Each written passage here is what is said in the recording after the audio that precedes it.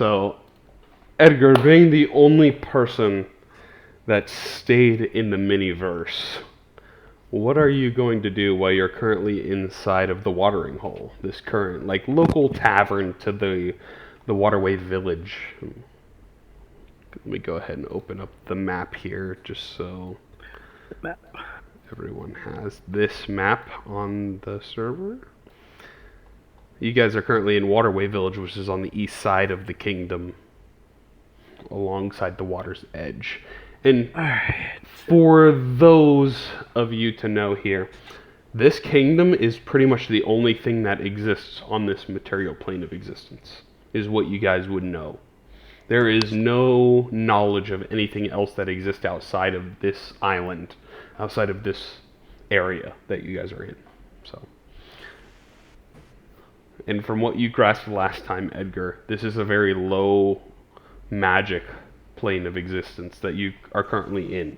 Like, they didn't even know what a potion of healing was. So we're going to pick that up with you here currently in the bar. Okay. Is the tavern owner keeper around? So currently what you would see inside the bar, you would see an older human man that is standing behind the bar, kind of hunched over. He's pouring a couple glasses of ale, and you'd probably see a couple other aged humans between their 30s to 40s, probably about 5 to 6 of them, currently sitting at the bar. It seems very mono-racial here. Like, there isn't a lot of mix of other kind of races in this current area. And they're all just kind of slow and sluggish, going through their day-to-day lives. You know, their life has taken a heavy toll on them just living in these conditions. So that's what you would see inside this tiny, cozy tavern, per se. Well, I would approach the tavern keeper. Okay. Pardon. Do you mind if I use your kitchen? You want to use my kitchen? Yeah. Oh, what's that for? You gonna cook a meal? If you don't mind, I would love to cook you a meal. Do you have your own ingredients? All we have currently are... He kind of like turns to the back and looks over a slight ledge to see what's in his back area. We have some rice and we have... looks like pork, I'm not sure. That sounds perfect. Well, if you're more than willing, I can give you an ale or so. Ooh, that would be based pork rice. Man, you are a genius, sir. The kitchen's all yours as long as you make sure it's tidy afterwards. Absolutely. Fair game. So you head into the back kitchen. Yeah. If it's just me, then I'll try to start cooking like a really good meal. Okay. Give me, let's say, I'm going to let you pick between dexterity, intelligence, or wisdom. Whatever pick you want to do depending on the type of meal you want. Like if you're trying to think from a recipe, if you're trying to cook off of instinct, or if you're trying to be as precise as possible to get everything to look really nice. It's your pick. I would do the wisdom. Wisdom. Okay, so you're kind of cooking off of feel. How you feel this meal is going to turn out. You're tasting things and thinking of what would go well with it. And that is kind of how you're trying to portion and prep this meal. So go ahead and give me a wisdom check. And if you have your tools, you can use your proficiency check with it. I have it set up, so it should be working. Good. I will roll this right there. With a natural 30, because you got a natural 20, a +6, and the +4 on the on the guidance check for a natural 30. You start cooking up this meal, and it immediately, the scent just fills the whole tavern here. within the watering hole. And you'll see the older codger that is kind of running the bar. He turns around to you. He's like, "What are you cooking back there? It smells absolutely insane. It's made me younger just by smelling it." I, I do my best to accommodate. You serve Have a this. seat.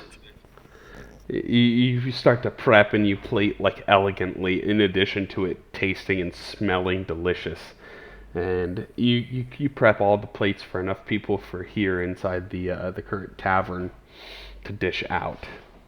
And he goes ahead and he sits behind the bar, provides everyone else a drink in the meantime as you prep all this. And what would you like to do with this meal? Sorry, I didn't quite get your name, Ah, the name is Jarek. Eric. Like J or G? Jarek with a J. Jerek.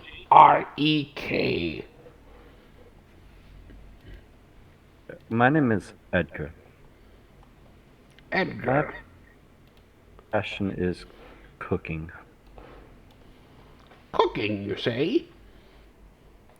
Yes, I feel like I'm a pretty okay cook. It smells goddamn delicious. I hope you like it. It's been a while since I've been able to cook like this. Well, I'm sure everyone's gonna love it. This smells fantastic. This is gonna get business booming. And he reaches out if you set a plate in front of him to grab the fork. Oh, yeah. Do you mind? Definitely. Please, this is yours, so please let me know how it is. He takes a scoopful and takes a bite.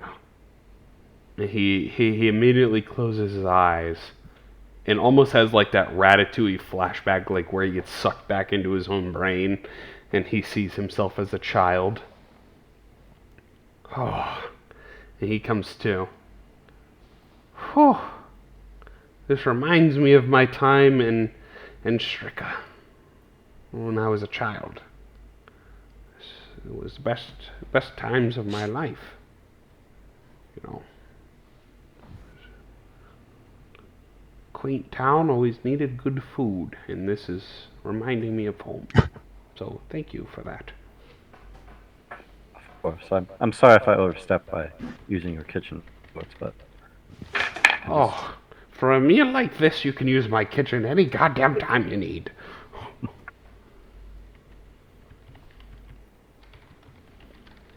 out of character, do they know they're in this globe? No, they do not. They don't know anything about planeswalking or different planes of existences or where they are. Seems very low-level magic, and you were told not to tell them anything about planeswalking and being from a different place. Okay.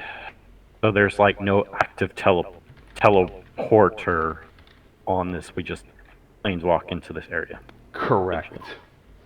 You use your amulet to transition between the planes. Jack, we can a proposition.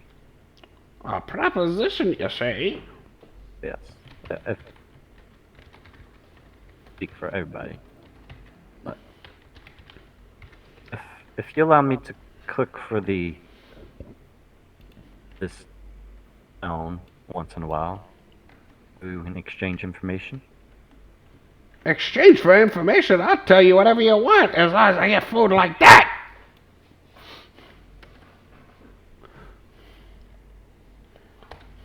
That food was delicious. Thank you. That's too kind. I appreciate it. I'm just a little rusty. A little rusty? Man, then I must be 20 years old.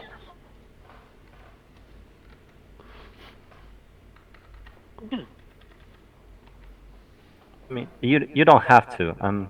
What kind of trade is this that takes place in this town? Well, we tend to get through just local beets and grains and a little bit of weapons to support our local military. But Occasionally we get goods and spices from the capital. They provide us a little bit better things. But I must tell you, it's dangerous on the road sometimes because there is a local bandit group that tends to attack some of our people. Group.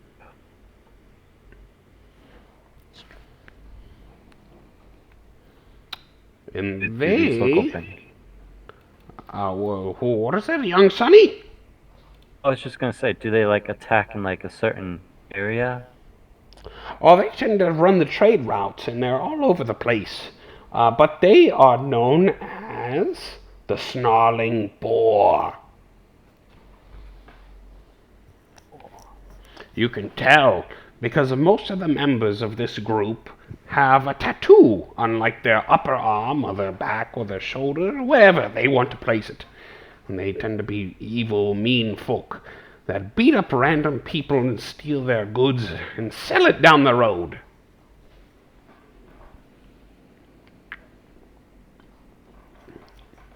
That is truly of them to.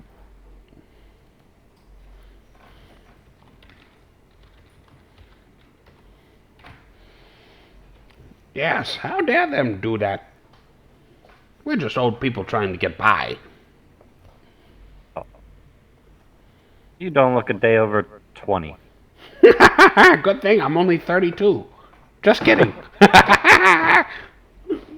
Well, I'm sure that meal will make you feel 20 again. I hope my bowels feel 20. He kind of like chuckles a little bit, but you can kind of see him get a little embarrassed about it. But did you also prep enough food for the rest of the people in the bar? There's like 6 other individuals. I'd say there'd probably be enough if you wanted to share. Oh, yeah. If people start coming up and asking, I'm just please, help yourself. Oh, that smells bloody delicious. Can I have some? Of course, this is for you. You enjoy it. Oh, great. He like grabs a plate and he goes back and sits down. And you start to catch a little bit more of gossip, if you would like. Give me a perception check. You catch like tail pieces of gossip, but we'll see how much of it you catch. Oh, with a 12, almost a 20. With a 12, you catch a little bit of knowledge about this tree house that is being ripped up out of the ground, and it was built in almost like 2 days. Previously expanding on what you had heard before, it is in the town of Cork, to the south of your current location. And this tree was seemingly built by a woman, an older woman that was helping these kids build this tree house. And she had like this magical power of sense to be able to move the earth and the trees at her will. But don't know why. Seems like a weird thing for an old lady to be helping kids to do. It's kind of like the other part of the gossip you catch. Is that guy that gave us the quest here? What, the mayor? He is not.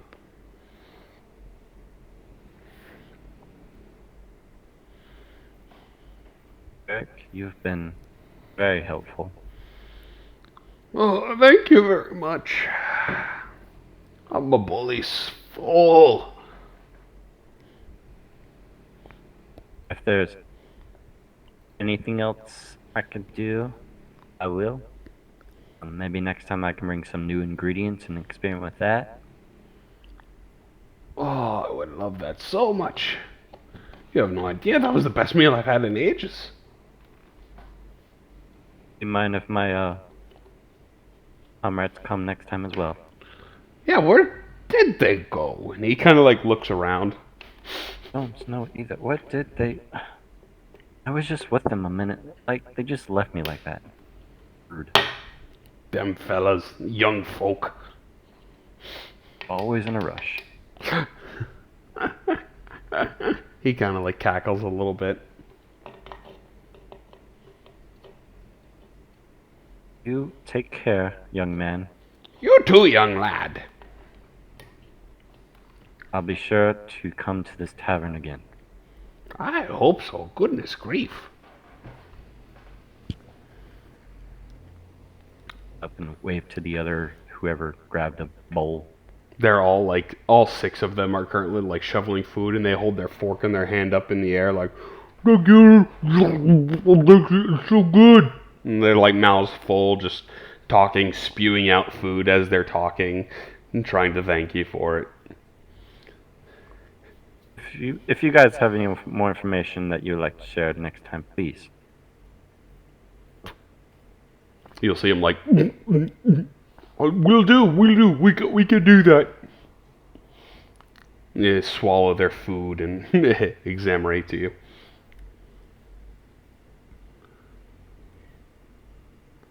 I'll walk out and find a place where I can walk some. Okay. Is your intentions to try to return to the Spelljammer Hall or to stay here full time? For the moment. Spelljammer Hall. Okay. So as everyone else is currently in the Spelljammer Hall, finishing their conversation with Commander Buzzkirk. Well then, thank you very much for your patronage and what you're doing for us. I have to run to the little boy's room. And he takes off running. And during that moment, you see Edgar appear in front of you. And he's also currently holding a voucher and gaining the same benefits that the rest of you have also acquired while you were here in Spelljammer Hall. And you will see Retainer Aura. She'll go, well, if you all would like to go to the different stores, I can show you on the map where they may be. Or if you need to go to different locations, I can show you where on the island they may be. That is up to you and what you're searching for, but there is quite a number of sort of stores and shops you might visit.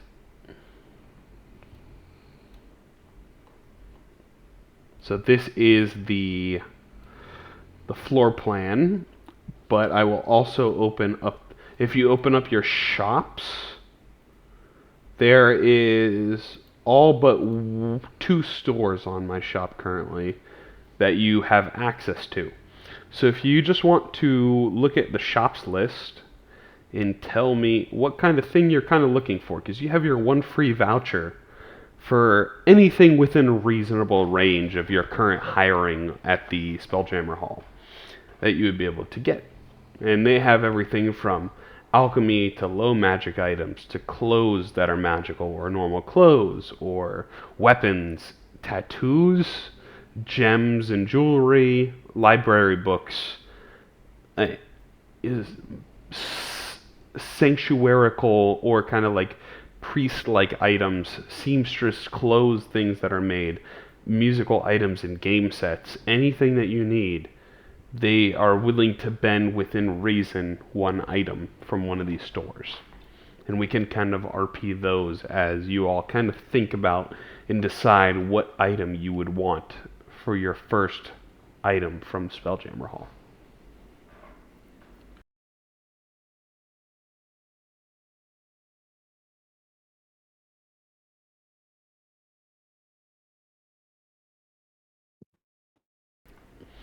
So is there anyone that would like to take the lead here on the first shop they would love to go to? I would like to know the names and race of every single person running these shops. If you seriously want, I can tell you. And their accents. I can give you... Well, why don't we visit the ones you want? We have a human man running the alchemist. We have a dwarf and a gnome running the armory. We have a hippogriff running the... it is a dwarf and a gnome running the blacksmith. A hippogriff running the armory. We have a Feyborn running the tattoo shop. An Earth Genasi running the gem cuttery and the jewelry. We have a Beastman and a Hadazi running the library. We have a human and a tiefling running the magic shop, a water genasi running the sanctuary, a gnome girl running the seamstressness, a halfling running the musician and game shop, and that's all you all would know currently, as Aura would present to you.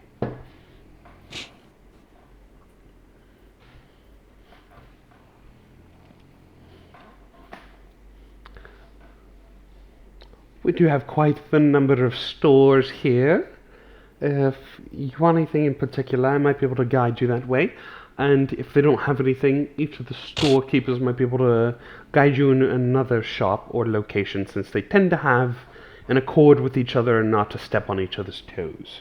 So your magic shop isn't going to make your magic boots per se, but your seamstress will.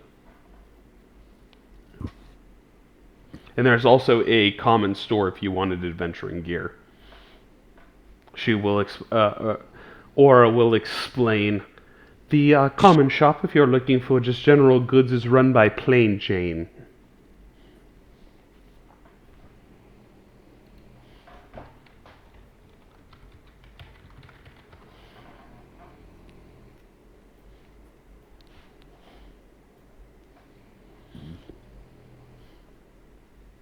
So So the person who runs the shop is called Plain Jane? that is indeed correct. Not because she's simple, but because she's here on this plane. That's interesting.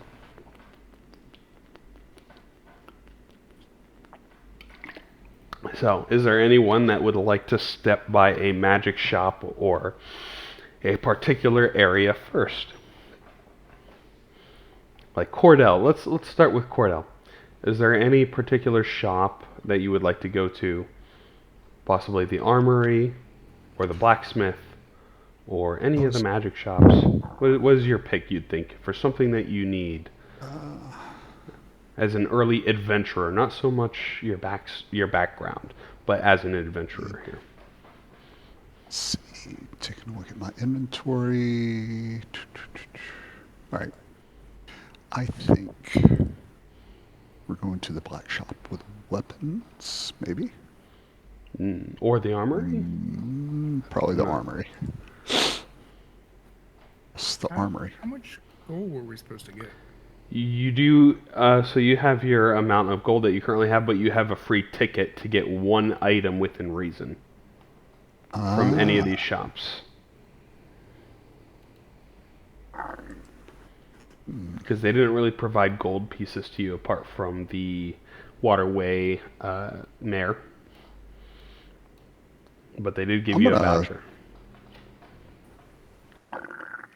I am gonna try my luck with a automatic pistol.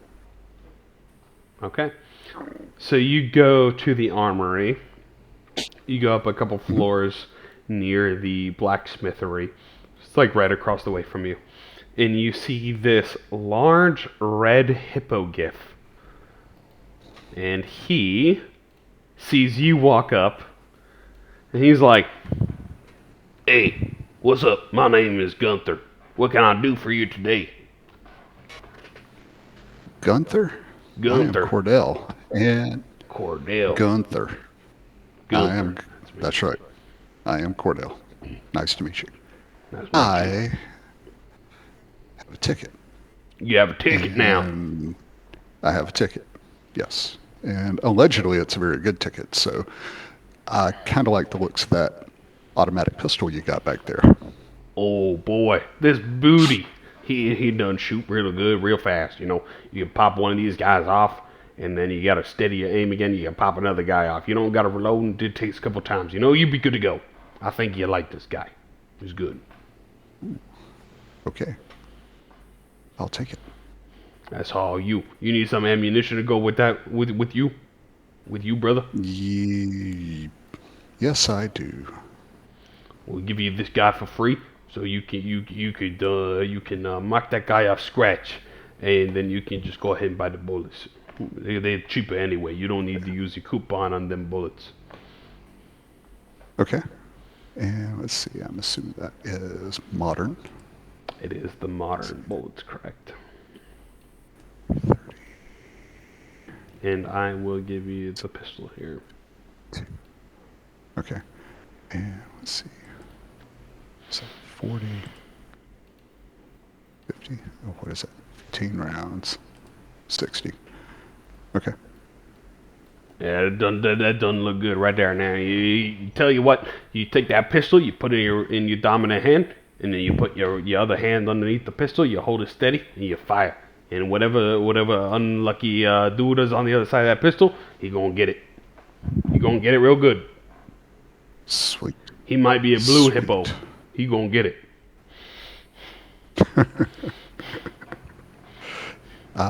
Yeah. I would say he is. Tell you what, those blue hippo, they don't believe in the guns. Don't be a blue hippo. Be a red hippo. Yeah. What are you calling a hippo? Yeah, I like your attitude. You a purple hippo. You like a mix. Yeah. I see you gave him a little tiny pistol. Do you want another pistol? You want another gun too? Can I get that shotgun for this Yeah, ticket? you dang sure can if you want. Go ahead, get the shotgun. You're gonna need some bullets to go with that. You wouldn't want to use your ticket on those bullets though. You're gonna need the modern if you want the shotgun. What if I sell you something? What if you sell me what? What you gonna sell me? This gun is the my special gun. I tell you what, I do like guns. What does this gun do? Here, I'll show you. I'm gonna point it at him. I'm gonna pull the trigger. And Oh God, I'm gonna. He pulls out his gun real quick, but he doesn't get it off before you shoot the bang. that was funny, wasn't it? He's like, almost blasted you. You didn't know what was coming for you. As he's holding like a musket that he still hasn't stuffed and loaded yet. Still going at it, huh? It's a good thing I didn't have this thing preloaded. You always preload. I would have had to fire at the ready. hip. Don't have to get ready if you're always ready. That is very true. I like your thinking. He Out of starts question- loading it. Out of character, is this 2 shots per action? Or is this one you- shot? You per get action? 1 shot, and then you need to shoot 2 before you reload. I don't need to reload. Fair. Okay. There you go. I got an automatic shotgun. Being a GIF. Awesome. All right, I will. I like it. The crossbow's 25. So You can sell whatever you need and then just adjust your gold as given for the items. They'll take them at cost. He'll go, I give those down to the blacksmith. She handles all the weapons. These ain't guns. That's what I specialize in, baby.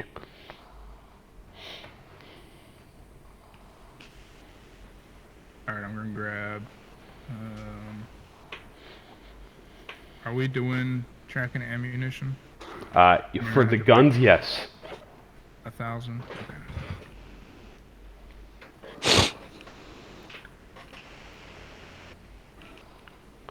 And during this time, we'll do Yeah, Vinny's that'd be characters last, by the way, because you guys will run into him. And Vinny will also give you a voucher for what you want or what you need. And you'll kind of run into them as you're shopping as well, is my kind of idea. So Okay.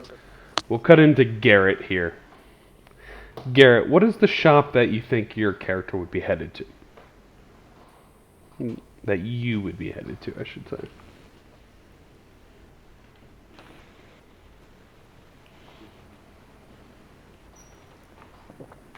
Yeah, probably would want to go to maybe. I'm thinking the magic shop. Okay.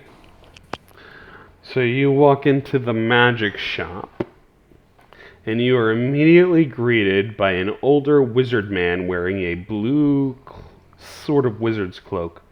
and a golden tiefling that is just elegantly shining. These two individuals. And the first wizard, as soon as you walk in, is like, "Hey, what's up, bitch? What can I get for you?" And the other guy is kind of like, "What can the Marius get for you? The Marius will take care. Don't worry, Najera. I got it. There's no worry." And they kind of gesture to you. "What can I get for you?"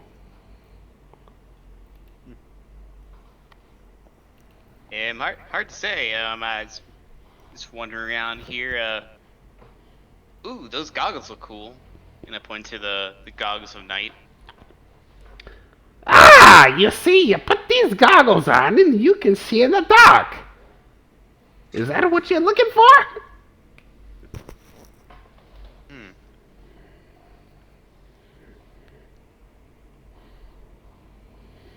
Yeah, I think those will help greatly.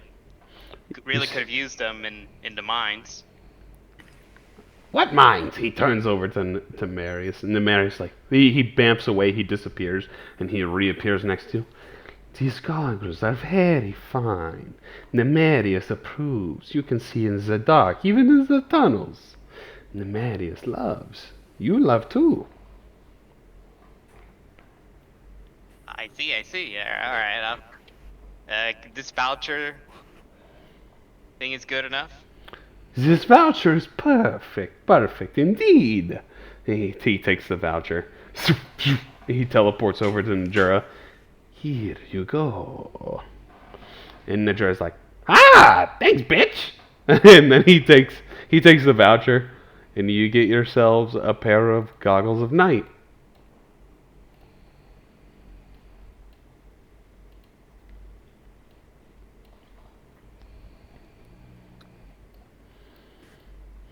"Yeah, those are gonna help you see in the dark. And don't worry about it. Even if there's no torches, you can see in the dark." Ah, excellent. And I'm, trying them out as I'm walking around. And they like fit perfectly on you. They like kind of shrink and snap to your eyes, and you can see in the dark even when there is no light, although it doesn't provide color in darkness. They still grant the same benefits as dark vision. So they're still monochromatic if you're in the darkness. And I'm like, well, it's better in fully dark, I guess. And I keep walking. Thank you. I can't believe they make these races anymore without dark vision. Is what Najera says.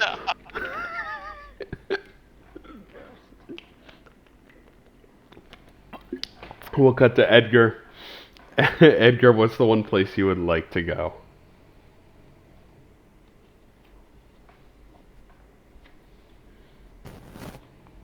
Well, since I don't see the item, probably the library. The library, okay. So you make your way down to the library, and I think it's actually outside of Spelljammer Hall. So you'd cross the way and make your way over to a larger set of library that has a housing of books, where you're met by a larger beast man. It is a large red beast man wearing a set of glasses and holding a set of books in his hands. "Oh, hi there. My name is Bluvius. What can I do for you gentlemen today? I haven't seen you around here." At that point, you will see a tiny winged monkey come flying from the top of one of the bookshelves, holding a book and bringing it to Bluvius. "Here you go." "Oh, thank you. He turns and looks back over to you guys. What can I do for you all today?"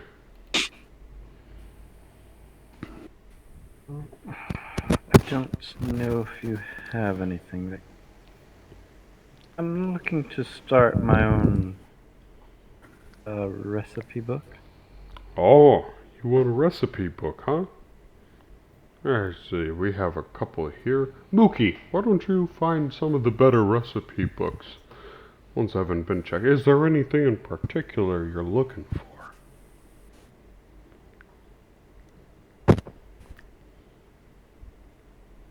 Not at the moment, no. Bring a couple off of the top shelf that haven't been touched in some time. You'll see this little monkey fly up to the top shelf and grab a series of recipe books of all different kinds of planes of existences cooking between fish on the sort of water plane of existence and flavored rocks from the earth elementals and fired cooking and barbecued foods from the fire elementals, and you get various planes of existences cookery. And he sets the stack down. Is this what you're looking for?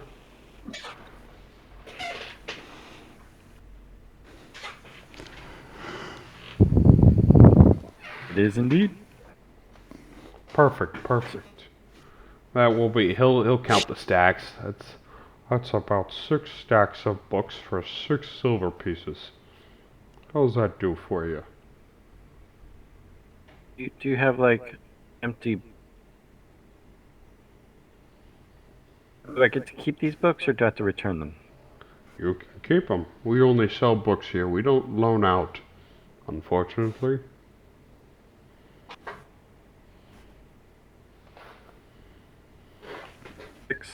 Six silver pieces.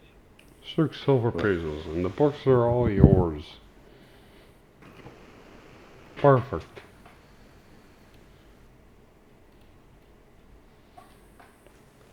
What do you say, Sure. Mookie? Mookie's like, ah, that's great, thanks.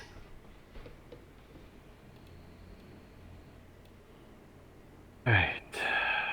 So it's the recipe book. Yeah, I have 6 Cookbook. recipe books.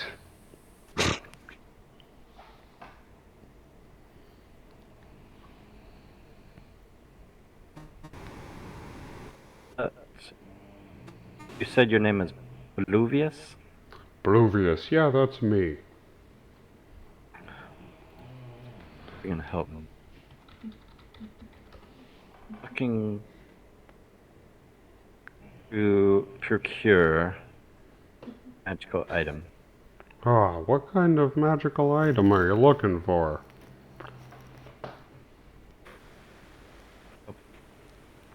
Should I say that? That will produce variety of Or food. produce food, you say? Correct. I heard about one of those books coming in. That's a Hero's Feast cookbook. It shouldn't be coming in too long from now. It's just a little held up from the storm.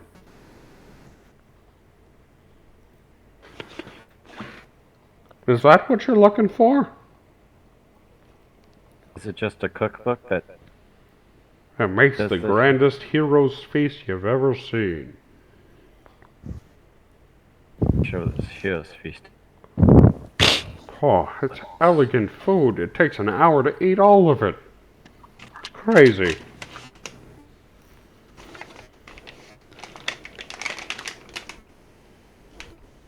What if you put that on hold for me? I can definitely do that if you wanted it.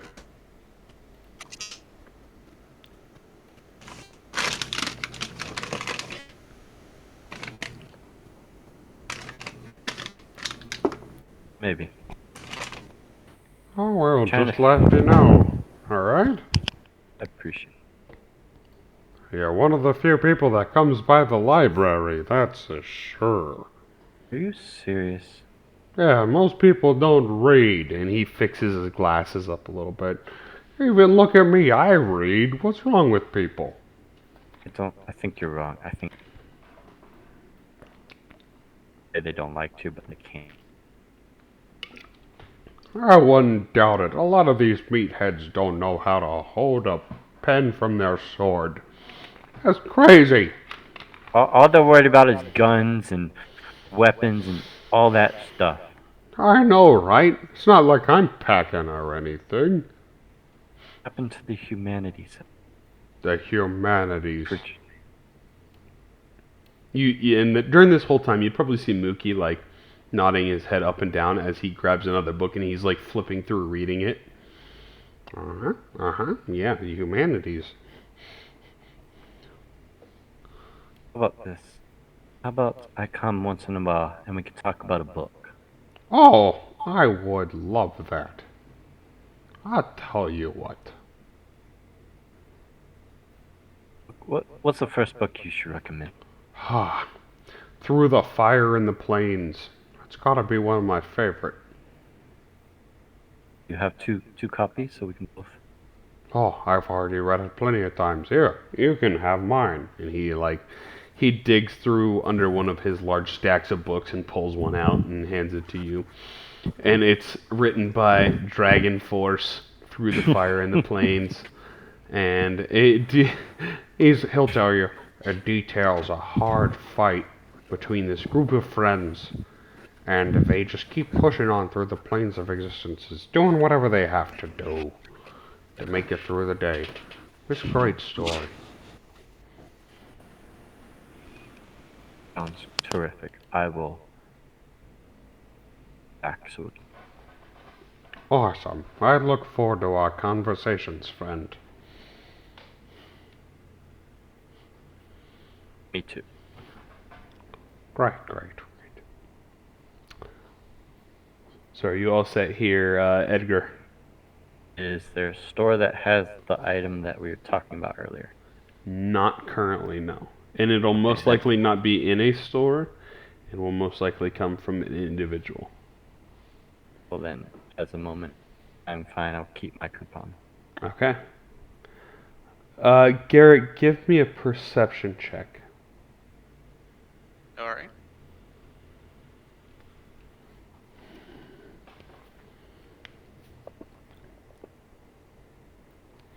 As you're currently looking around, walking around store to store, outside the buildings, just kind of getting your bearings around here, you look on the outside of the Spelljammer Hall, there's a rock with the symbol carved into it that for some reason you take more note of than anyone else. And to you, you understand it as a symbol for underground. And then you see another symbol a couple feet away that says shop. And it looks to be written in Thieves' Cant, is what you would recognize the symbols as, but no one else seems to comprehend it. Yeah, so I'm like, I stumble around and I'm gonna like, oh, this looks interesting, and I try to go to find out a strange shop. As you start to walk, following some of these rocks that lead to other sets of rocks that look to be guiding you towards the cave entrance, you end up running into another individual that is kind of like wandering around the island. It looks to be a Hadizee of some kind with a cigar in their mouth. And Vinny, would you like to describe your character? Yeah, so you see a small ape-like humanoid, and a Hadozee who's about 4 feet, a little bit taller than Garrett, wearing brown leather armor with salmon red colored bottoms. He has a hand crossbow on his back and a sheathed scimitar on his hip. When you look at him, his eyes are all black, but they shimmer with what looks like the cosmos. His feet look like hands, and you can assume that he can climb with them. He also has a loose dangling skin that hangs from his forearms that you can also assume that he uses for gliding. And yeah, just as he said, he's currently smoking on a cigar. And if you pass by him, he's probably in a shop arguing with the shop owner. So we'll cut to you there. We'll cut to you there, Vinny, with your character in the current shop. What shop would it be that you would say? The blacksmith. Okay. So we'll say like you're hovering outside of the window to the blacksmith, because the blacksmith's on the top floor, and you just noted this character up there, Garrett. And you're yelling at the blacksmith, and are you looking for armor or weapons? by the way? Specifically a weapon. A weapon, and okay. It'd probably be because the shop owner is yelling at my character to put out a cigar. So there is two individuals inside the blacksmith. There is this dwarvish woman with black hair and a bun. She's like, "Oh, you told you for the 15th freaking time to put out your cigar." And then you'll see this other little gnomish guy that is her apprentice, and his hair is currently on fire, like catching flame off of the fire that he's working on. And he's like, "I don't think it's very safe to be working with the fire." And his hair is like a troll doll, but it's caught on fire and it's burning down to his head. And you'll see the blacksmith turn to him. "Since your hair is on fire again," and he'll pat it out real quick. "Oh, sorry about that, Terranora." And the reason why I think they're mad is because I'm holding a bomb. And, and I'm like, "But I got a ticket and I want to buy this." Well, it's fine. It's yours. You can do whatever you want with the bomb. Just don't smoke a cigar near it. What are you doing? I'll throw the ticket at the counter. Thank you very much. No, on with you. Don't smoke near it. You're gonna light the igniter. And he's like, and you see the little apprentice is like, "Oh, be careful. Yeah, you should be careful about what. It's gonna blow." And during that time, he's like bending over, looking at you, and you see his other hairs catch on fire again. And he's like, "Oh, I think it happened again." And you see him close it out. So you can let me add that bomb to your inventory. All right. You did. So you can and you can add back the gold that you spend on it, but Okay. that's just so you now have a bomb in your inventory.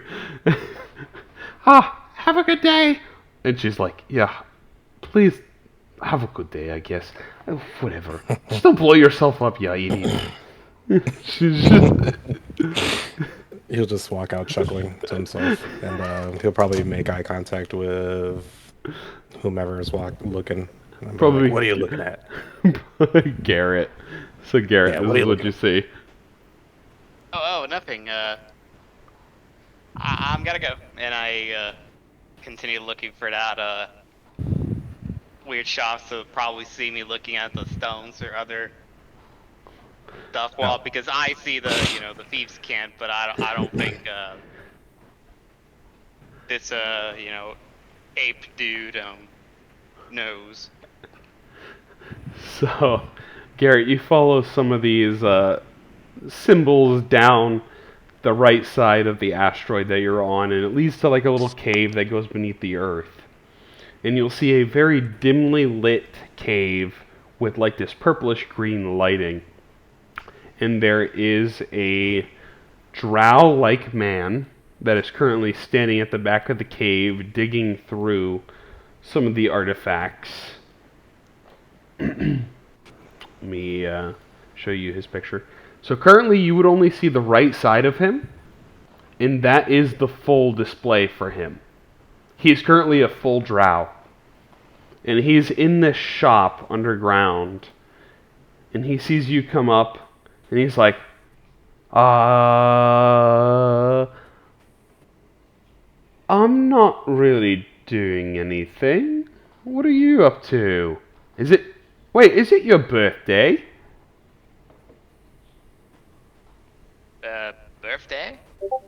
Yeah, your birthday. Are you looking for a present for your birthday or someone else's birthday? I'm not sure. I don't know. In Thieves' Camp, you kind of get if you're looking for an item or you're looking for a sale. Okay. So I try to mimic. Yeah. You got stuff to buy? I sadly used my voucher, but I want to see what you got. I'm already here. Oh, it's okay. I don't take vouchers anyway. But if you need something for a gift, I can always oblige. I can find what you need. And you'll see the underground shop, which is a very roguish, kind of underground thieves guildish kind of shop.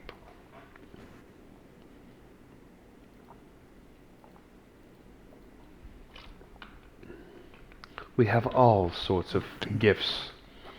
Things to make you better at hiding, riding, stabbing, making your stabs better, making you better against the stabs, picking and opening. We're good at all the things.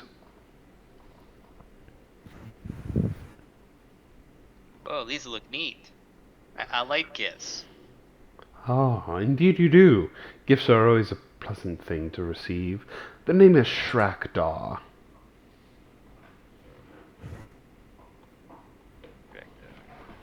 Well, I'll type it out for you, because it's very interesting. I mean, I think it's on the image. It says Oh, the it name. is? Yeah, yeah. He'll tell you, if you see me by day, my name, you'll see me is Shandar. Because during the day, I tend to be an elf and not a drow, if you catch my drift.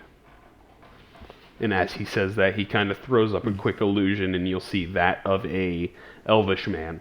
He doesn't have the dark skin anymore of the drow features. It's a pure elf. And then they'll drop, and you'll see the drow again. I'm like, whoa, what'd you do up here from? We're gonna have a great allegiance already. I can tell it by the minute. Hey. Alright, let's see the shop here again.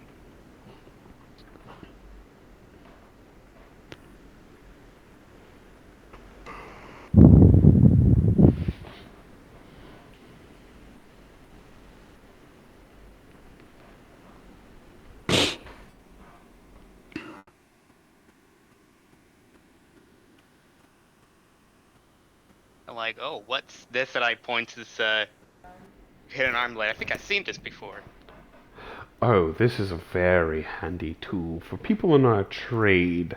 If you wanted to give people a good surprise and, you know, pop goes the weasel, use this guy under your cloak.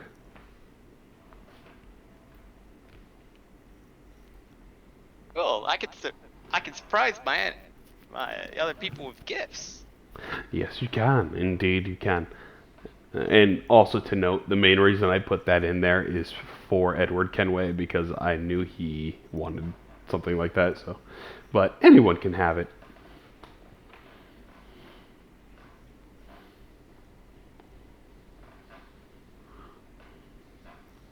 So, would you like a special gift for under your party cloak?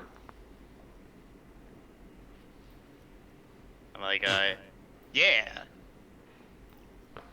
All yours. 15 gold pieces. He So smiles. I get in the 15 gold. Okay. Do you have the shop open? Yeah, I do. Let me Alright. Yeah, you should be able to add it and it'll do it automatically. I think it'll fit perfectly for your character. Especially I have two of them. Because if you do have two of the arm blades, you can use one as your action and the other one as your bonus action. With the arm blades. Alright, so I'm gonna be like, ah, cool. Then, so I probably put it in my dominant hand. Not sure which one would be. PH. But I don't think it really matters. He doesn't put it on his hand at all. You know, my dominant arm. The third arm. Yes, the third arm. Alright, so Alright. then I'm like, oh. And I'm like, wait a minute. Does that mean I could put another one in my other arm? Yes you can. It's called the Whammo Blammo, the two-prong attacko. Alright, do you have another one? Indeed I do. And he pulls another one out.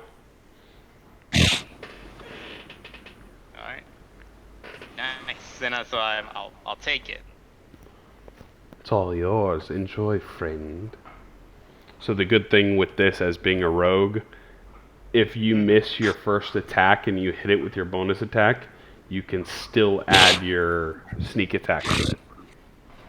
If you didn't proc it on the Nice. attack. So it essentially gives you 2 attacks as a rogue, if you're melee. Nice. Now with these Sweet. goggles and these, now I can see the dark and surprise. You're gonna be great for a surprise party. I'll let you know if I hear of anything that might need work done. You know. Does this work done involve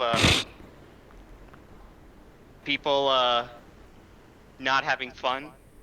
Indeed it does, and some people, they might just leave the party.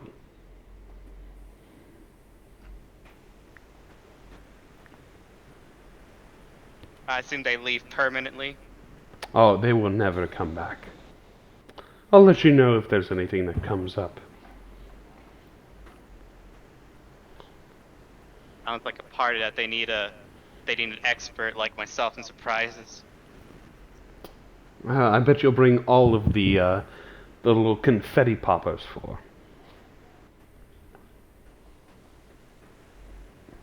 Oh yeah. Also love that this dude is like probably 5'11", maybe 6 foot, and you're like 3 foot, and he's talking down to you. Like, get him, tiger.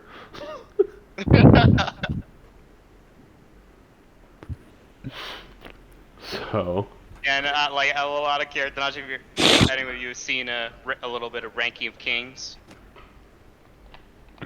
can't say that I have. I've seen pictures, but Yeah, I'm basically like almost the MC's size, like which 2 is foot like tall. 3 foot tall, maybe. I don't know. So, gee, I would like to think, at this point, you've probably witnessed Garrett that went down underneath this cave. And this whole area is new to you. Like, you're not familiar with being in this area. And so you're just kind of wandering and exploring, and you run into Garrett. As he's probably leaving the cave. Who did I bumped into? Well, Finny, what is your character's name to be exact? Grape shot. Grape Shot. So, Grape Shot, you run into little Garrett leaving the cave. I'm gonna watch him because I don't think I've seen that case before. And Garrett, you see this flying monkey person just staring at you as you leave the cave. I'm like, whoa, it's you. I saw you earlier. Yeah, that was like 30 seconds ago. Exactly. What are you doing here?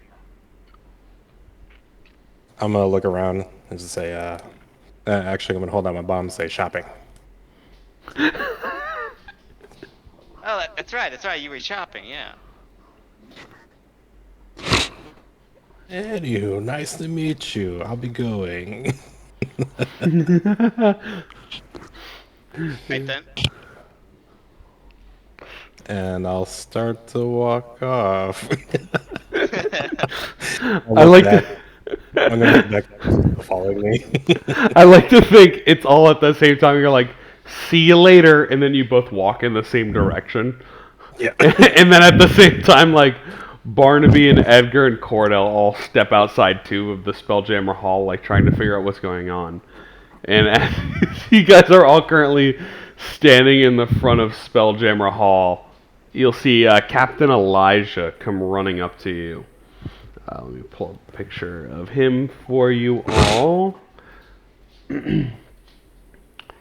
Captain Elijah. He will come forward to all of you, seeing you on the outside here of the Spelljammer Hall. He will say, well, I'm glad that I found you all. I have a little bit of news you all might be interested in.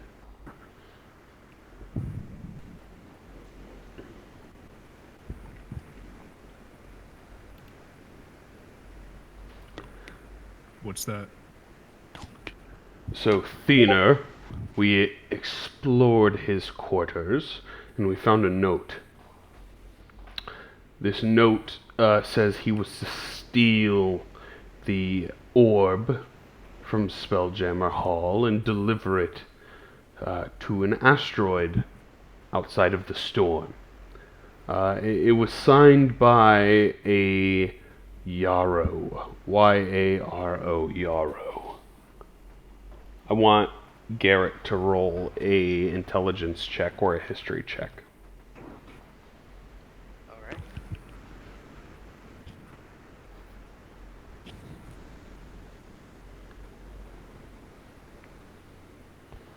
Yeah, we're definitely doing a history. Well, I guess it's the same. Not bad. History good. You recall that there is an individual that you know named Yarovich.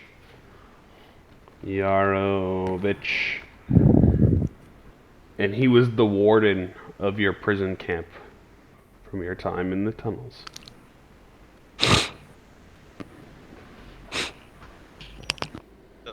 This person's on the loose. He is, and he was requesting the orb from Thener.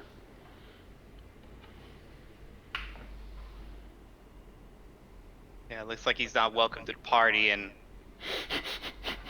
I'm basically almost like, I assume I have this like raggedy cloak, and I'm covering my head with it.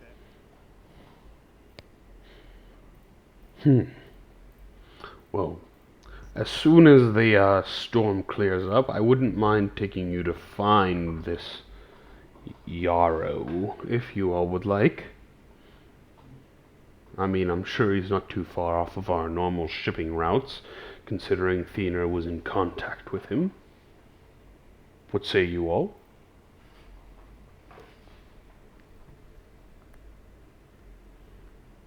Yeah, he needs to get surprised. Get surprised. All right then. And the rest of you, would you all be accompanying us for a ride after the storm clears up surrounding the biosphere here of the Spelljammer Hall? I mean, you want me to accompany Shorty there? Are you not friends? He points to both of you. I'm I gonna don't look at know. him. Yeah.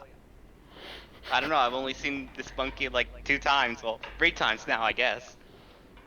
You've also seen me like 2 times now, and I'm inviting you. So what does that say?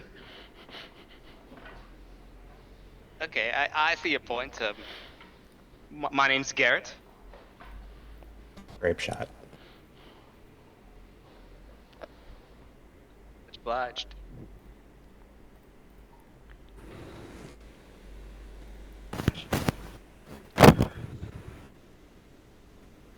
Captain, Yes. what would become of this Yarrow if we do able to find him? Whatever you all see as fit for benefiting the guild here, or benefiting the astral sea in Etheria, or even wild space, depending on where they be. Most of these people are terrible individuals. There's a horde of smugglers and slavers and bandits that rummage the astral sea looking for materials in asteroids to empower themselves. If I had to guess, I'm assuming he would have liked the orb to try to pull some of the people out of it, if you know what I mean.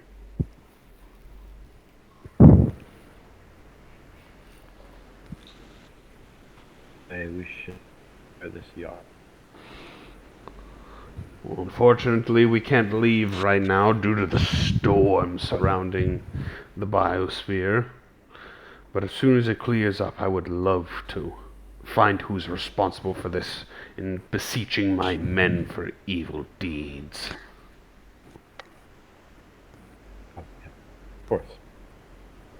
Have a worthy cook. Oh, we do need a good cook. He turns back and he's like, "Private! Private!" And you see Jacobson pop up. "Oh, yes, Captain. You're off cook duties, you suck." Hey, yes, sir. We're gonna find room for you, and I think you're gonna fit in great.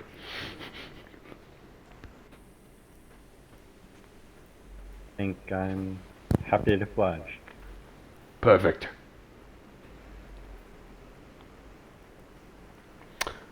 I think after a couple moments there too, Retainer Aura would pop back. She would open the door to the Spelljammer Hall. "Hello, all. I hate to bother you. If you all would love to get some rest, but in the morning I think Commander Buzzkirk has something for you. Something needs your assistance." And let me pull up a picture of her for you all again.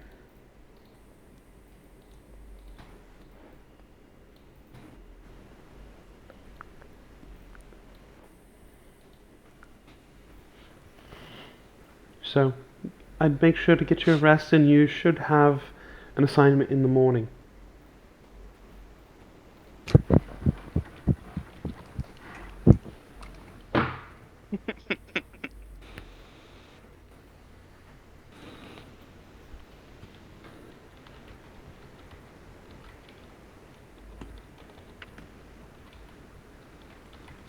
And when the storm will succeed. Give it another week or so, I'm pretty sure it should fade. These types of things happen occasionally. The astral sea is very unpredictable, I might add.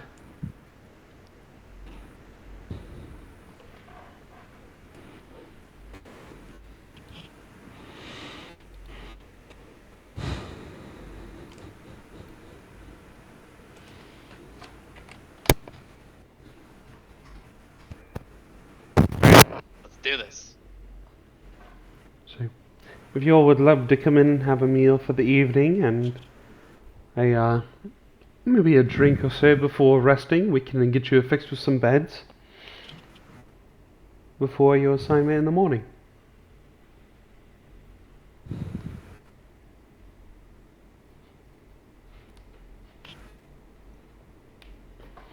And also, it's so great to have you along, Grapeshot. I'm sure you're going to do great things here in the guild. Yeah, and I'll walk by her and I'll go to bed. The captain is going to be sitching you with them on the next one. They might need your assistance. The commander, I might add. Alright, fine. I'll instead head to the bar. Fair game. So you head up to bartender Bastion, who is... He's like Mr. Fantastic, as I recapped from before, but he has super stretchy arms. He'll turn to you. "Hey there, Grapeshot. What are you having tonight?" Whiskey. "Whiskey." He doesn't even turn around. He just stretches his arm over his shoulder, grabs a whiskey off the top shelf and pours it, and then puts it back and slides it over to you. Still maintaining eye contact at you. "I hope you enjoyed that drink. It's the best whiskey I've made all day."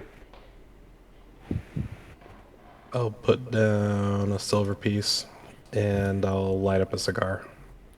"Thank you very much for your patronage." He smiles, and you'll probably see as you're sitting there sipping the whiskey and smoking your cigar, he reaches along the bar, probably about like 15 feet away. He's still standing still. He just stretches his arms all the way over there, grabs the cup, and puts it into the tray below him. And he just keeps doing that, cleaning up the place. I know how you feel. And I'll hold up my the loose skin that I used to glide with. Imagine every part of your body being like that. Some ladies like it, others don't. I'll sure laugh at them.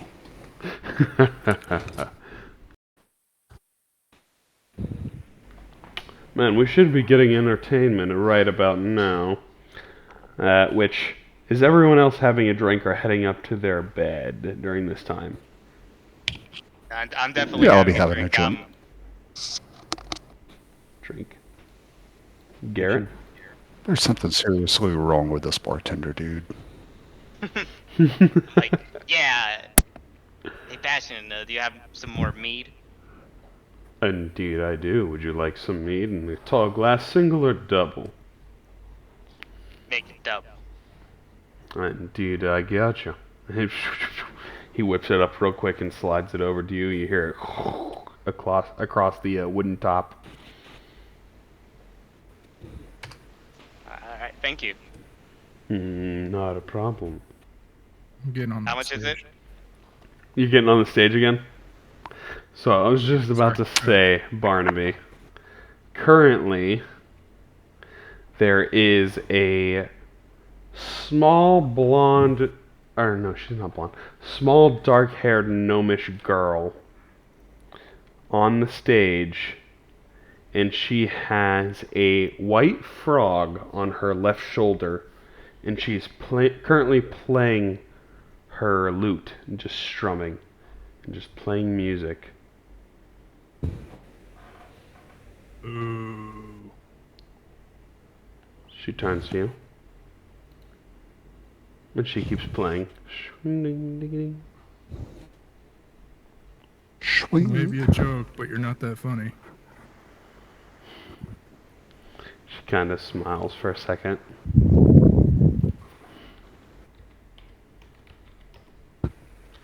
And Sprinkles is laughing, squeaking.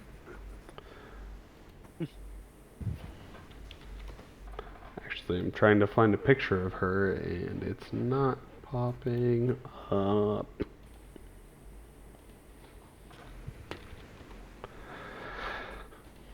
There we go. So you see this girl that is currently on stage playing.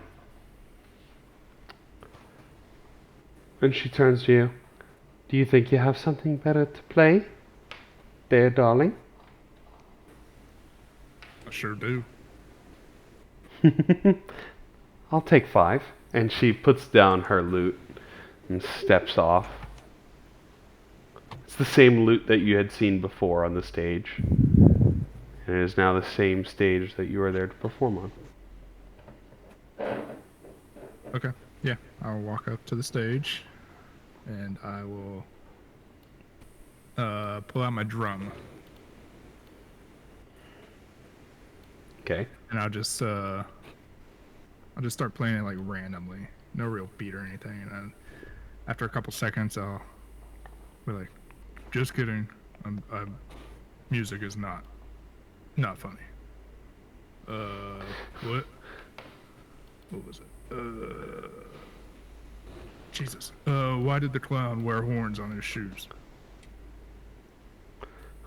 You'll see the little gnomish girl's like, and why is that? To keep his feet from falling asleep. She kind of like chuckles a little bit. That was a pretty good one. You'll notice at this point there's a couple people that clap. Give me a performance roll. Like, ironically clapping, or just like... We'll see. We'll see. They're actually like clapping a little bit, like it was actually a pretty good one. Caught them by surprise. You notice your friend McCrae is not there currently, and neither is your little hamster friend. Actually, I want all of you to give me a perception check to see if there is anyone else in particular that you would recognize currently within the shop or within the tavern here. Everyone. Everyone. So do this individual. So Edgar and Barnaby and Grapeshot, you all recognize what looks to be a woman that bears resemblance to kind of like she could be a witch of some kind or a bounty hunter, but for some reason she stands out a little bit more to each of you than every other person that's currently in here.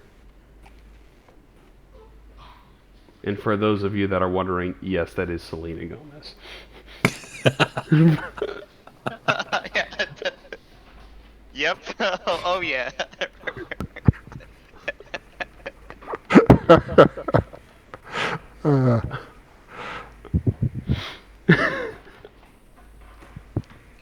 Did you hear about the human cannonball? Cannonball? The human cannonball? He got fired. And then he Okay, that definitely was so got... bad, I had to laugh. And then he definitely got eaten up by that joke. Oh, that was awful.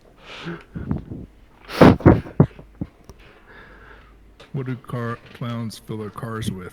If you guys got cars here. What is it called?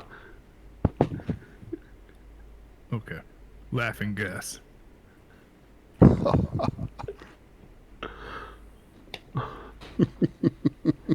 Barkeep, can you get this crowd some giggle water or giggle juice, whatever you want to call it? It's pretty dead in here. You'll hear one little halfling that's currently sitting in the crowd. He sits up. You think you got jokes? I'm looking at one right now. You want me to tell you one? We don't have time for your life story. I hope you like dark jokes, kid. And then he steps up onto the stand. Do you all know what a reverse exorcism is? That's when the demon tells the priest to get out of the child. And the priest says no. I'm gonna yell, joke off! Yeah, get this joke off the stage. Well, that was pretty good. Thank you. I am the great musician. I run the instruments and tools at game shops here within the hall. Come and see me if you need anything. And he smiles and he steps off stage. Get a round of applause for the handler of the tools. Yeah, that's me. Tools and games and music. Great musician. And tool. It's a halfling? He's a little halfling man, yeah. He came up to my kneecap.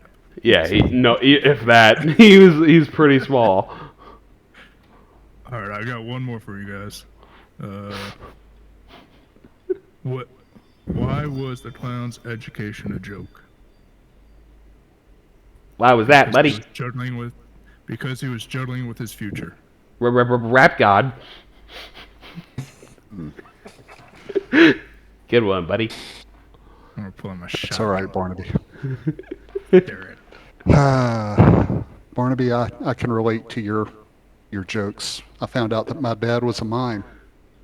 Or spoke about it. I'm just gonna nod in agreement. That's pretty good. And then I'm gonna step to the side, and I'm gonna put Sprinkles on the center stage. I'm gonna gesture at him for everybody to watch him. Everyone starts do you instruct Sprinkles to do anything? No, I'm just gonna put my hands out towards him. Okay. Just so, yeah. And he immediately he stands up on his hind legs and starts dancing. Give him a little top hat and a cane. You get the feeling that this rat has some degree of intelligence. Bye bye. This is Sprinkles, the headliner. You see the little gnomish girl will stop back on and is like, "Sprinkles, everybody!" And she starts playing, and you see her frog hop down next to him, and her frog starts doing a dance next to Sprinkles, and she's playing the lute. It's a great time. It's absolutely jam. Hey, don't croak up here. Don't croak. The little gnomish woman starts to chuckle a little bit, and she introduces herself. Hello there. I don't believe we've met. My name is Eliwick. Eliwick, my name is Barnaby Stitches. Well, Mr. Stitches. Mr. Stitches. And this is Sprinkles. Well, it's a pleasure to meet you. That's so loud. Oh, I turned mine down. I said I have it on like 10%. Alright, give me some.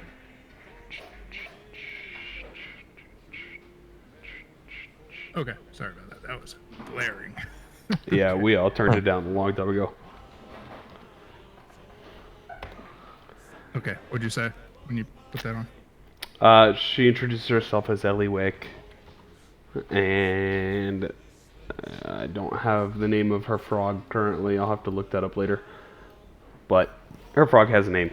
She introduces him as Frog, and she will say, "What brings you all here to Spelljammer Hall? You all are new." I'm just looking for a gig. Well, you fit right in here among this group of clowns. And she looks over, especially Serena over there, and points at the one that looks like Selena Gomez. And Serena's like, "You did not. You really didn't."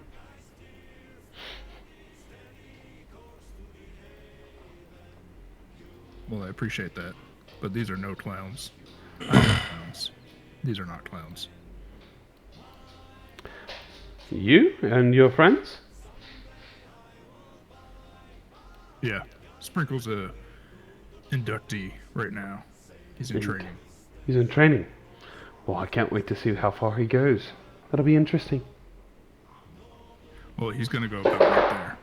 I'm gonna point at the center stage. He's going very far. Very far. Well, I can't wait to see what you all do at this point forward, but I'm going to retire for the evening.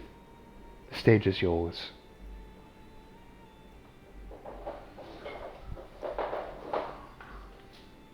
Okay, thank you. I'm gonna walk off. She'll step off as well. Is there anything else that you all would like to partake for the evening here in the Spelljammer Hall?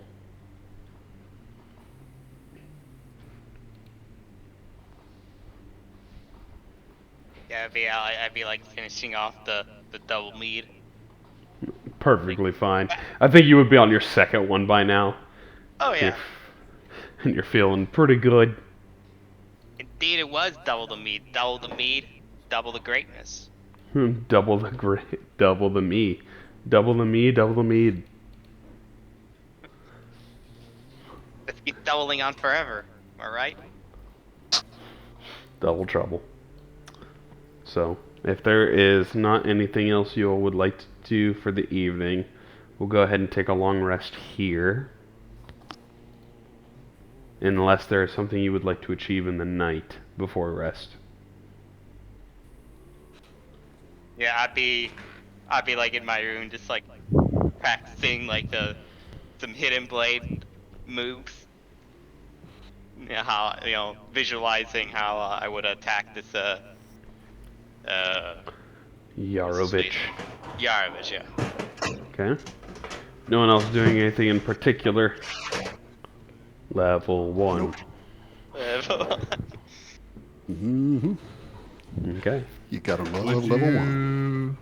allow me to tinker with the shotgun to make it look like the last gun? For sure. You can do that and then get your rest in easily enough. Also, Corey, don't forget to put your level 1 spell slots, or your level 1 spells. I think you get 3 of them in the They were Artificers. there. Oh, they Okay. were? Okay, Those they slot. added. I got You have 2 slots, but you have 3 first level spells, I believe? 4? 4 spells. You also have 2 or 3 cantrips. I got 2 cantrips. Yeah, last session the spells weren't showing up, but they were there. But they're Oh, there okay. Gotcha. Okay. So as you guys take your long rest for the first time in the Astral Sea, in the Spelljammer Hall, because some of you are from the Astral Sea in Etheria in Wild Space, or you've came here, you get your full night's rest inside of a very comfy bed within the Spelljammer Hall, and you'll get a summons at your door in the morning by Retainer Aura saying to meet with Commander Buzzkirk. And I'm going to take a pause right here because I got to run to the restroom real quick and then we'll return. So if anyone else needs to use the restroom, now's the time for things hit the fan. I'm going to make some chocolate chip cookies.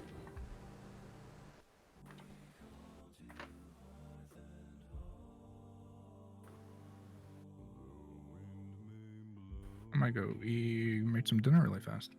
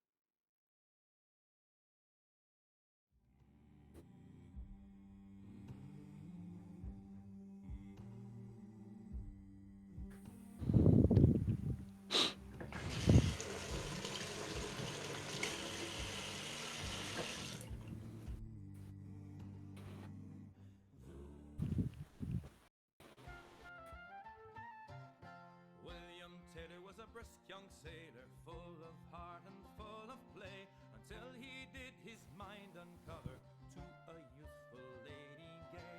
24 British sailors met him on the King's Highway, as he went for to be married. First he was and sent away.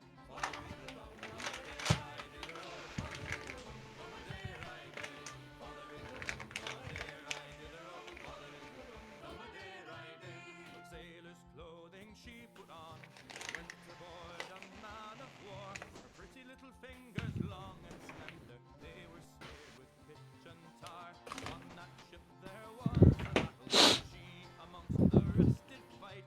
The wind blew off her silver buttons, her breasts were bare, all snowy white. Father riddle dum dum a dare I dither oh, father riddle dum dum a dare I day. Father riddle dum dum a dare I dither oh, father riddle dum dum a dare I day. When the captain he did discover, he says, fair maid, what brought you here?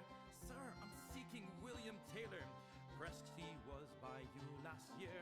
If you rise up in the morning, early at the break of day, there you'll spy young William Taylor walking with his lady gay. Father riddle dum dum a dare I dither oh, father riddle dum dum a dare I day. Father riddle dum dum a dare I dither oh, father riddle dum dum a dare I day. She rose early in the morning, early at the break of day. Here she spied. Okay. Is everybody back?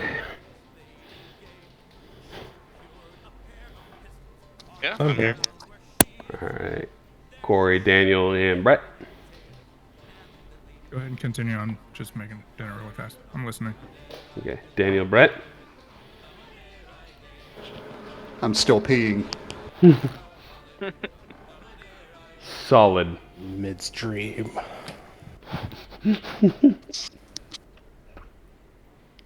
We'll get into the actual adventure here for y'all. I was like, man, I don't know if I have enough content for these guys today. Spend an hour and a half shopping. Love it. All right, I'm back. So we're just waiting on Daniel This is then. Lewis's favorite adventure. Shopping's free. Speaking You of like the shopping, shopping spree? Lewis, did Yeah. you not buy a grappling hook? No, he didn't. Could have gone to Plain That's Jane. I know. Transcends Wait. campaigns. We forgot about it. It's tradition, Lewis. It's tradition. Uh-huh. Absolutely. I'm We'll do surprised. it next time. I'm surprised Vinny didn't go see Najura. Hey, what's up, little man? Don't I know you from somewhere, from another universe? Another plane, another body. You're on something.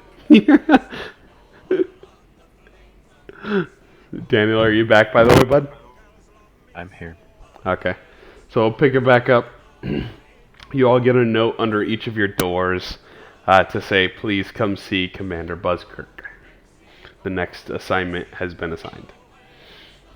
So it is up to each of all of you if you would like to venture towards the office or to continue exploring before doing so.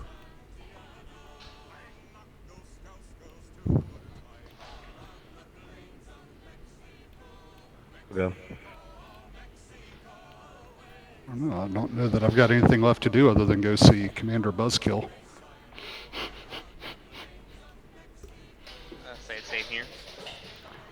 Grape shot.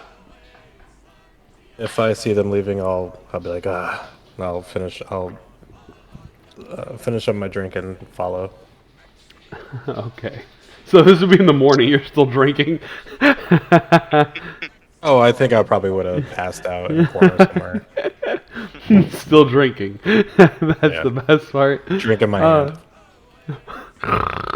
Drinking the wing. Let me get Commander Buzzkirk here. Because I don't know if... I have no idea what you've seen so far and what you haven't, Vinny, so I'm just going to open all the ones for the characters so far. So, Commander Buzzkirk here. You guys go to his office, which is on the first floor, which in this schematic here is actually the second floor, because the ground floor is not the first floor, the way that I'm interpreting this. So that is the office. And you all enter in there. He's like, "Good to see you all, cadets. What can I do for you?" Actually, I summoned you. I was just trying to be familiar. Tell you what, there's something that's happening. Something more than I anticipated on. So you all are familiar with this. And he holds up the orb. And I would say, Grape Shot, you've probably seen it now, but you probably haven't been inside yet. And he holds up this orb that has the same town that you have all seen before inside, which is the Waterway Village. Let me see if I can pull up a picture of the mini-verse here. So you all would see this little kingdom inside of an orb. And that orb is probably about the size of a bowling ball. Maybe a little bit smaller. And you can see this little fair, quaint kingdom in this village that's currently being shown, and it is like one that has multiple buildings that are medieval style with waterways that run in between them, which the group here before you, Grape Shot, has currently been to. You've only probably seen it, but not been inside. And Commander Buzzkirk, he's going to tell you all, I can tell you that there's something going on down there in the little village to the south of where you guys currently were. Something strange. There's a tree house getting built in a day from some lady that's working with children. I don't know what's going on. There's also something else that's going on the way there. And I want to give you guys a 2-part quest. I want you all to figure out what's going on inside the town of TreeFell Village, wherever the heck that little town is. Apparently, some people have been getting murdered. Very old school town, though. The village chief of that town and the residents follow a ritual of using a tree to test guilty or not guilty. You'll have to see for yourself. I don't know the details. But something is going on. The murderer is still running free, and yet their trials still fail. I'm not sure exactly why. So I want all of you to return to Waterway Village and travel down towards TreeFell and Cork and figure out what is going on. Once you return, you will be rewarded handsomely. More so than last time. I believe in all of you. And this will be a great first mission for you, Grapeshot. Nah. He'll grumble. Don't worry, Commander Buzzkill guarantees it. We got you to saying it now. He just says it because you guys are here. Got him. But does anyone have any objections or questions I might be able to answer with this quest? Could this person be Yarovich? Who is that? The one we heard from the captain. It's on the loose. Not that I know of. I don't know of this individual. Which, Garrett, you would know that he is at the place you came from. He was the head of your area, per se. Yeah. I have a question about the treehouse lady. What do you want us to do? I just want you all to figure out what's going on.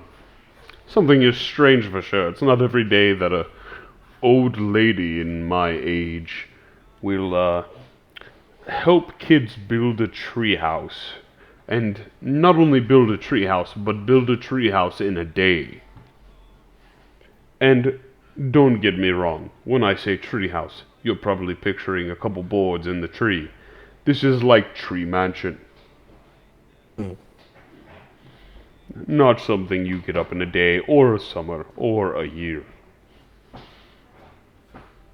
So something is very strange in the village of Cork.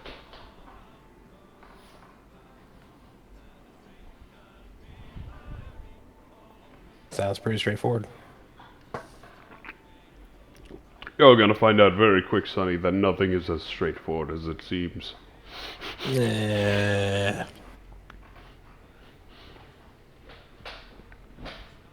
Mine dangles to the right.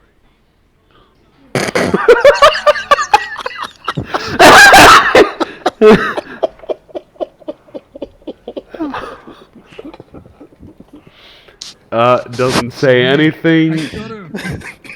Doesn't say anything. Tries to open character sheet. Don't know where it is. Oh, it's right there in It's in front the of me. notes. It's in the notes. Gets inspiration mark. Hell yeah.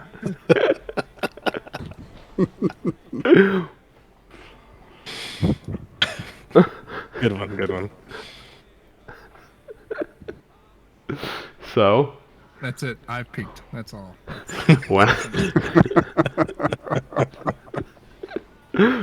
whenever you all would like to enter into the miniverse, just place your hands within the orb and think about being in the location.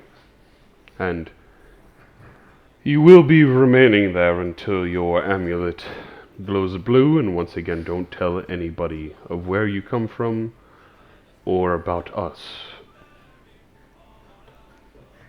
Am I understood? Wait, can you repeat that? Yep. So it's pretty much the stipulations of being part of the guild is no one knows about the guild. And no one knows that you guys are from different planes of existences.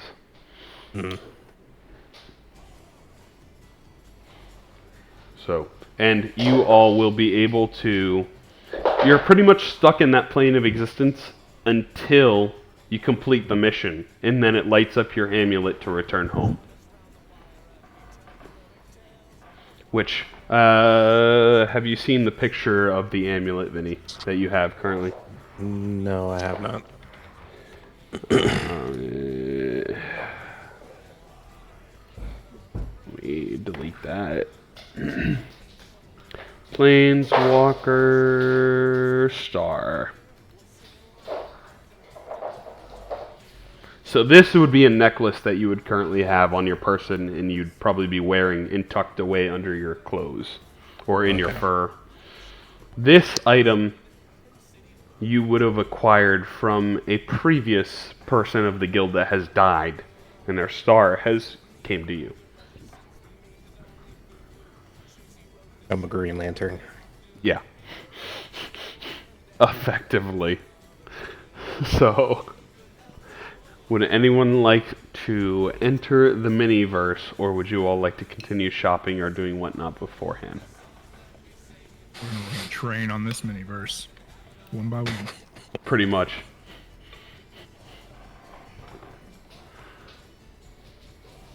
Yeah, So I'm like, good. yeah, let's go. So Garrett steps up, puts his hands, closes his eyes, thinks about being there, and then all of a sudden you are right outside the watering hole again, inside the Waterway Village.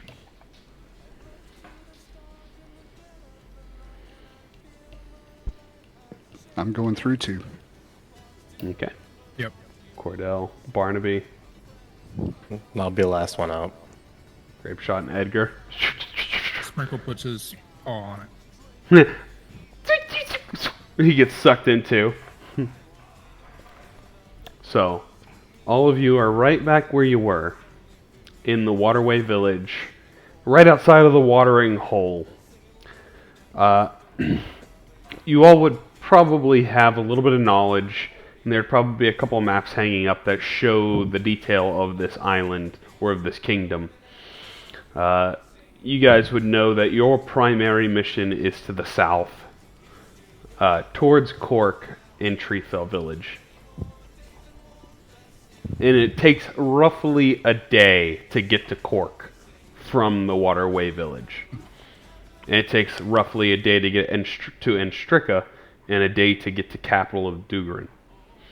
So it's about a day from the middle point in every way you go. And to get from the bottom to the top is 2. So, where would you guys like to go?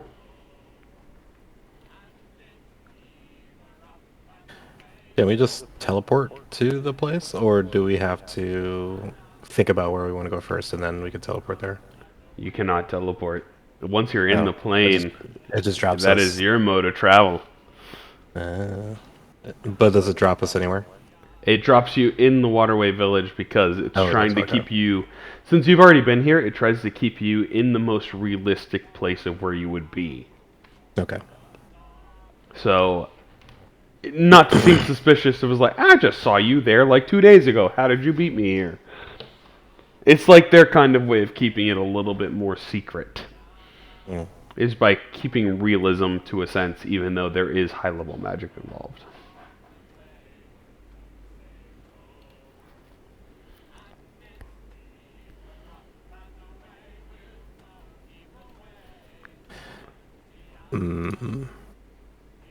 Let's see, old lady with a treehouse mansion, or a weird freaky village.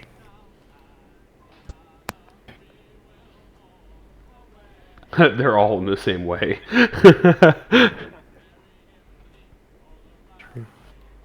Oh, they are. Yeah, so we'd have to head south anyway, so we could stop by TreeFell. And then head to Cork.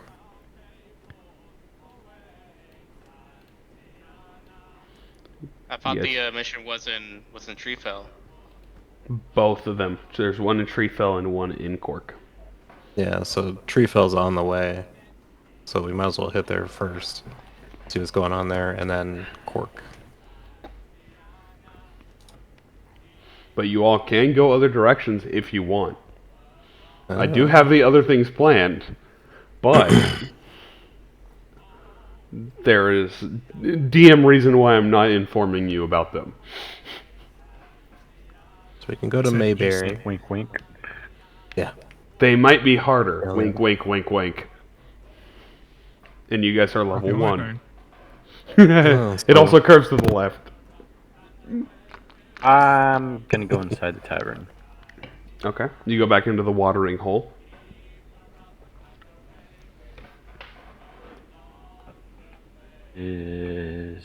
Can't tell me the. Or do they have a? What are you talking about? What do you say? Do they have a cook? Do they No. have a chef? Not currently, no. Eric around. He is. It would probably take place maybe about, I would say, half a day after you left. Like, time is kind of slowed in this plane compared to the one you came from. So, Yeah. Jerry's like, welcome back. Good to see you, my boy. It's been like a couple hours. Oh, gotta be back, didn't I? I mean, what? Anyways, do you have any extra food laying around? Shall we have some chicken and grain, if you would like? You gonna cook another meal? I don't have time for a meal. Like a little light snack. You gonna make a snack? He's making snacks, everybody. He raises his head to the 3 people that are still in the bar. Snacks, everyone! And they're like, No. Maybe next time. Oh! I'm sorry. I only Sorry, have- everybody. I only have time for 2. No, he's not. He's lying. Time for 2 of what? Or, yeah, I'll just grab the stuff. Don't worry, Jack. I'll be back for more cooking. Okay? I'm looking forward to it. You better find some better stuff. Oh, oh, I want some fresh uni next time. Fresh uni. uni. Fresh Like uni. sea urchin. It's in my head. Fresh uni. Nice. Out of game, I've actually eaten uni recently. We ate some right out of the intercoastal near Clearwater. Interesting flavor. But back to the game. So you take some of the ingredients and bounce out of the watering hole. And you meet back up with your party. Is there anything else you all would like to accomplish here before setting sail? You know this area is very low magic. Like, they didn't even know what mead was. They didn't know what potions were. They didn't know, like, they don't have a concept of magic. In this part of the kingdom, at least. They're not sure about other parts yet, but this part seemingly has no knowledge of magic.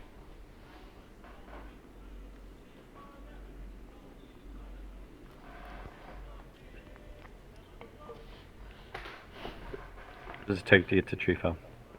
Half a day. 4 hours. I tried to And space about- them out evenly. Half a day from here. Yep. Or it's half day now. I'd say by the time you guys get there, it'd probably be about sunset. So it's probably about midday currently.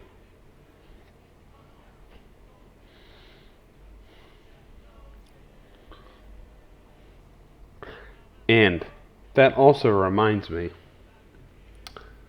we need someone to roll a d20. Uh, Oh yeah. Vinny. Vinny. you Let's have got Vinny it. roll it. Not a 16. Not a Come on, 16. dude. Not a Natural 16. 20. Natural 1! Uno. Yeah, baby. As you enter into this plane and you're starting to gather your bearings, you see a moon that is almost melting in the process. Player characters and good aligned NPCs experience a -2 modifier to attack rolls and ability checks. Yeah, baby. Let's go. Vinny. The moon of weakening. I'm not allowed to roll anymore. No. You're not allowed to play. You have an effect already, or you need us to? Nope. I'll just try to. We'll just try to keep in mind. If I forget, I forget. It's whatever. Forget what? The -2. Sorry, I forgot. Because I will most likely forget for some of the NPCs, so it's all good. What's the moon called? At the Moon of Weakening. -2 to attack rolls and ability checks. And ability checks. For you guys and good PCs. So if they're evil or neutral, they don't get the effect.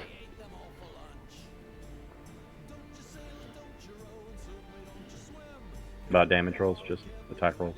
Just attack and ability. Damage rolls fine. That's a fun moon. You guys have now had 2 of 20.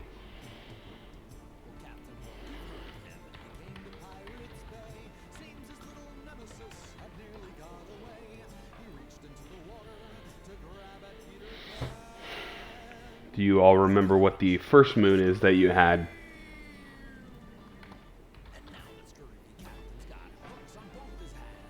Nope. The moon of Claris.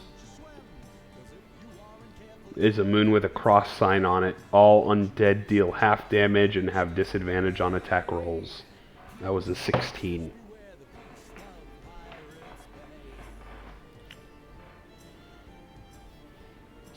So,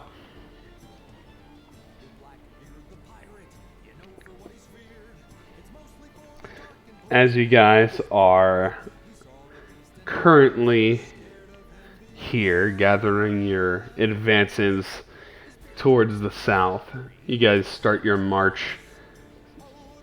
Are you all doing anything in particular on your march towards TreeFell Village?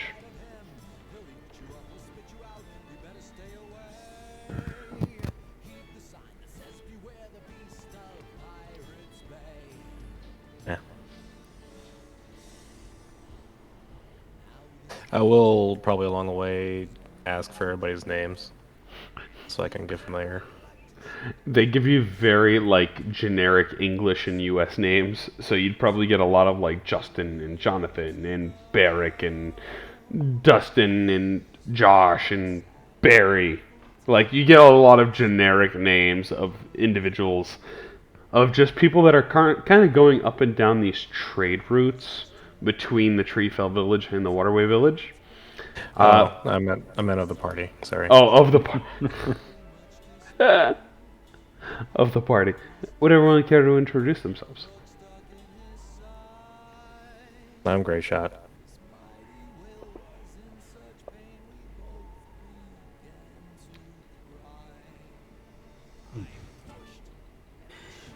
Cordell.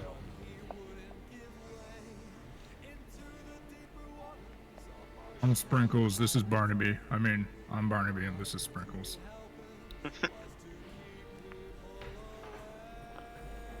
I guess I haven't asked his name. What's your name, little guy? Grape Shot. Not you. The rat. Oh. What he said. He nods his head up and down. Did you get that? What's his name? I'm gonna look at him and look at the rat and then look back at him and say Sprinkle. He nods his head up and down. Okay, I'll allow it. You're a little short guy.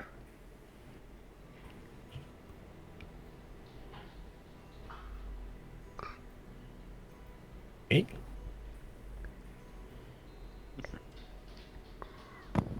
The name's Edgar.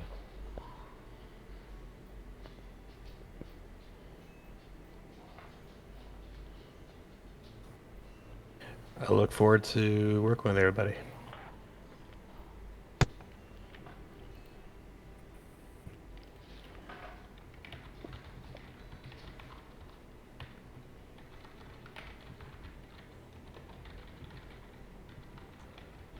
That's it. I think I'll continue following everybody. It seemed like they know where they're going. Okay. I want everyone to give me... Let's go for a perception or survival check on your march down to TreeFell Village. Nat 20. With the arcane runes. Whoa, baby.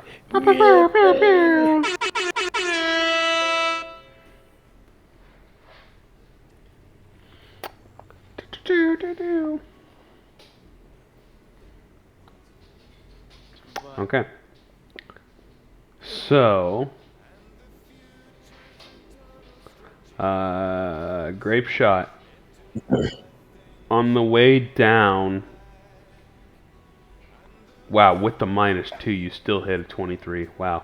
On the way down to TreeFell Village, probably about halfway there, you meet two rugged individuals that are rough and tough. Both of them are wearing tank tops. So you would immediately notice they are wearing a tattoo on their shoulder, and it is a picture of a boar on their tattoo.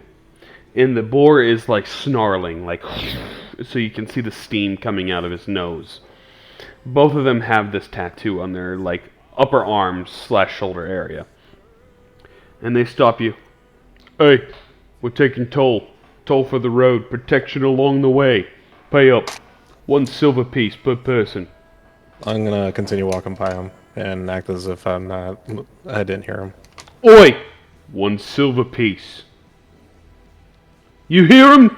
Jacob! Jacob! And Jacob's like, huh? Yeah, 1 silver piece. And he turns and he holds up his crossbow to you. I'm gonna hold out mine. Give me an intimidation roll. Intimidation. Oh, I'm definitely good at these. I'm just gonna say, you're nothing but highway robbers. They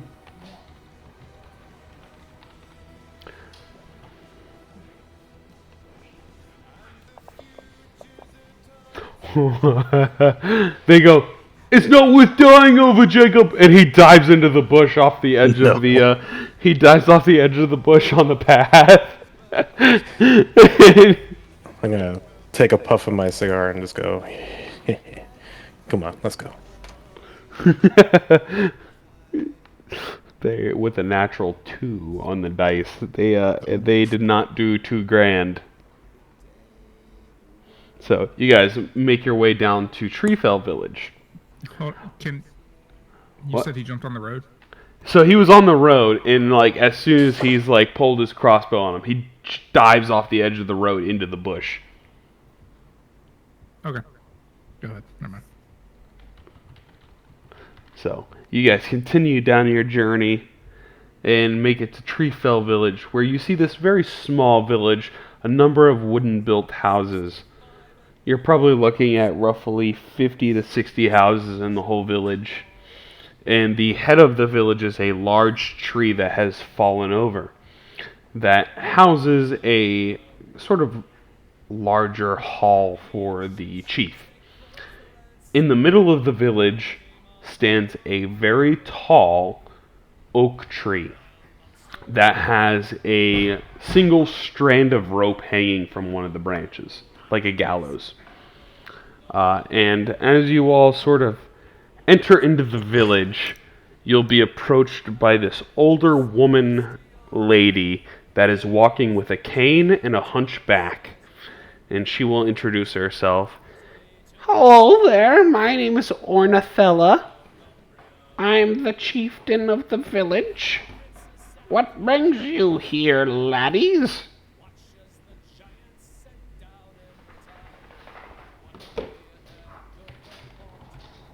Della, was it? Ornithella. I'll write it here in a second.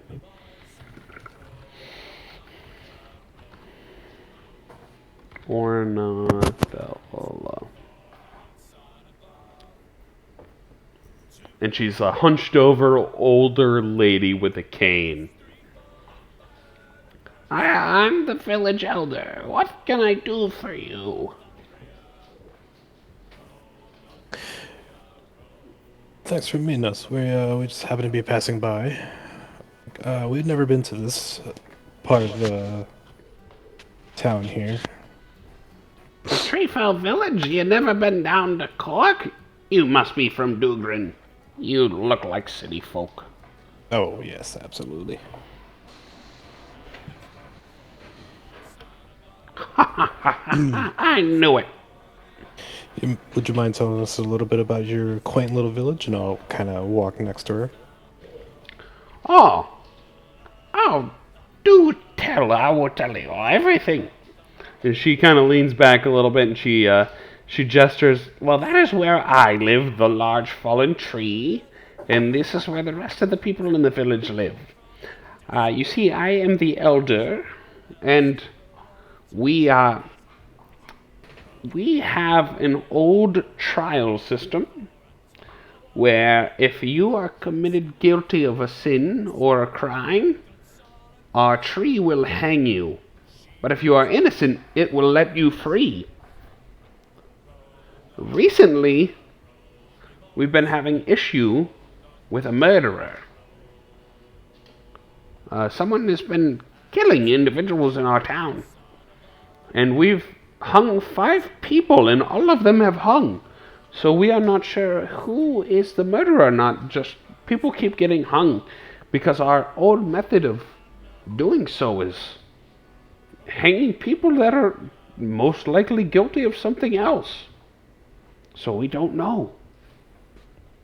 They must. Well, Miss Ornithella, we happen to be of help. And may we ask you to hire us to look into your problem? Oh, I would love to. I'll tell you what. Our town is very poor. You can keep whatever you find, and I'll give you a plot of land and 50 gold pieces. And I'll tell you what. There's 3 people that are new to town, and as soon as they moved in, all of this started happening. All the murderers started coming to town. All the murders started happening as soon as they moved in here. There's only 80 people that live here in the town. 9 people have been killed so far in the past weeks. 5 people have been hung. And they must have been evil to some degree. Very evil. Because our tree is never wrong. Our tree only hangs murderers and hangs evil people. It always lets the innocent free. But we have 3 people we haven't tried yet. But I'm not so sure our tree is 100% lately. Because I just feel so bad about hanging so many people. So hopefully you can help us out. And maybe we can try one of them with the tree. I think our group would be more than glad to help. I would absolutely love your assistance. So let me tell you about these individuals real quick, the new individuals. I think one of them has to be the bastard. The first one, he's a drunkard. He sleeps in the alley next to the tavern in the bar. He lives in the alley, and he sleeps all day, and he drinks all night. He wears a brown cloak. I think it might be him. There's also a lovely lady she lives on the farm on the edge of town, and she grows all the crops recently. All of her crops are delicious, and she's helped us so much recently. I don't see how it could be her, but there's a possibility. She's new, and it's strange, but her farm is kind of far. And I don't see why she would. Why is she helping us if she's murdering people? It's just strange. And there's another individual. He's a traveling merchant that has come in here, and he's settled in a place. But something seems sketchy about him. Things have started to go missing lately, and I think it's him. I don't know what's going on. But he just settled in on one of the houses on the outskirts, and all of a sudden people started murdering and things going missing. I'm not sure what's going on, but I think it's him. He's my most likely candidate. I'm not sure. What are everybody's names? The three individuals' names. Good question. I hear the old drunkard that lives next to the tavern is named Jonathan. Pat smirks slightly. Oh. The Okay. woman farmer that lives on the edge of town is named Malexa. And the middle-aged traveling merchant is named Haliban.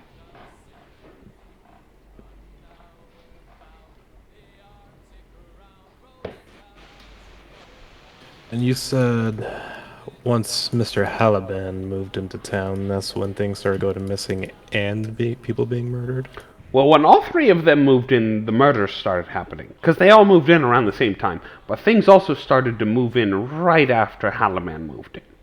They were kind of staggered. So it's kind of strange. We're missing a ceremonial dagger, for instance. Ceremonial dagger? Yeah, our dagger has gone missing. What does this dagger do? Well, if someone's been found as not guilty by the tree, we cut them free with it. Part of ceremony.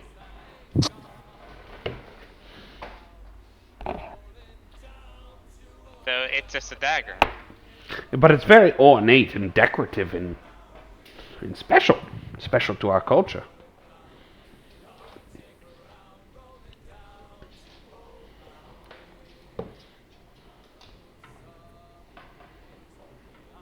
Where was this dagger located originally? Did you have it, or was it located in one of the buildings? It was on the tree. We hang it on the tree. We affix it to the hanging tree for ceremonies. No one's taken it since they moved in.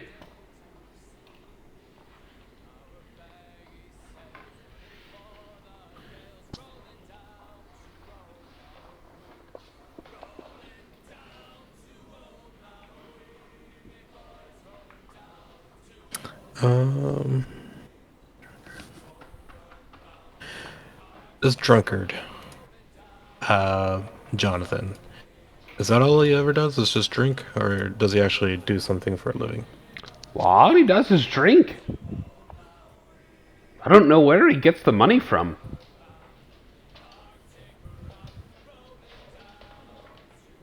Something tells me he has a pool of money.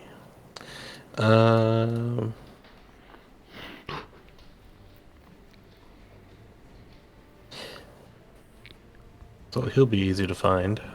The farmer will be easy to find. The traveling merchant is. I take it Haliban also lives on the edge of town. He lives on the opposite edge of town from the farms, closer towards Cork, since that is a little bit bigger of a city. I think he gets most of his goods from there or sells to there. I see. I can show you where his house is. It's only a couple block away. Sure. And I guess we can ask questions as you kind of walk us and show us where everybody lives, and if you wouldn't mind showing us a tree. Oh, for sure.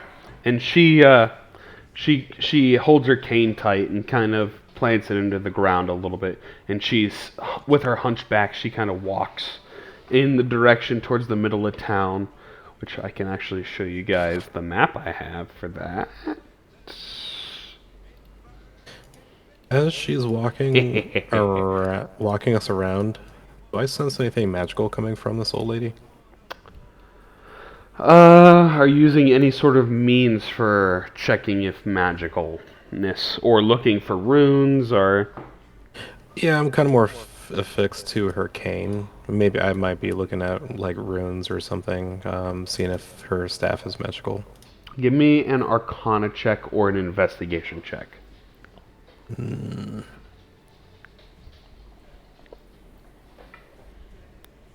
Nope. She just seems like a old, kind of cobbled over old lady. It's hard to tell. Her cane looks decoratively etched, but you're not sure if they're runes or not. Miss Ornithella, have you been here all your life? Indeed, I have. Ever since the old druid that came here and blessed us with the awakened tree. An old druid, you say? Yes, a druid woman came long ago and gave us this tree to sort of provide a judicial system of sorts for our town, and it would only hang the bad people and leave the good people alone. Interesting. That was back when I was a young lady and I first became chief. That was some odd years ago now.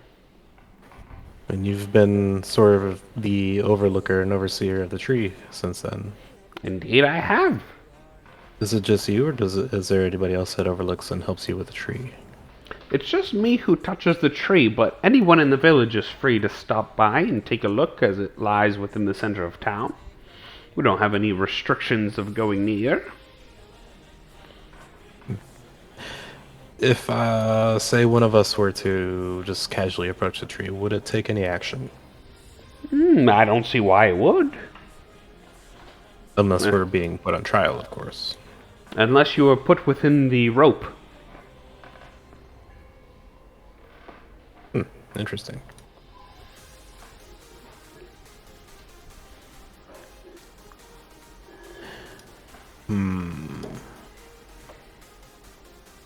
Do it. Put yourself in the rope. I think I will.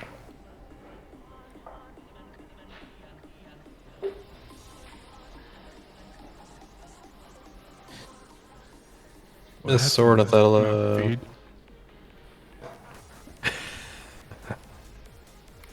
What was the question?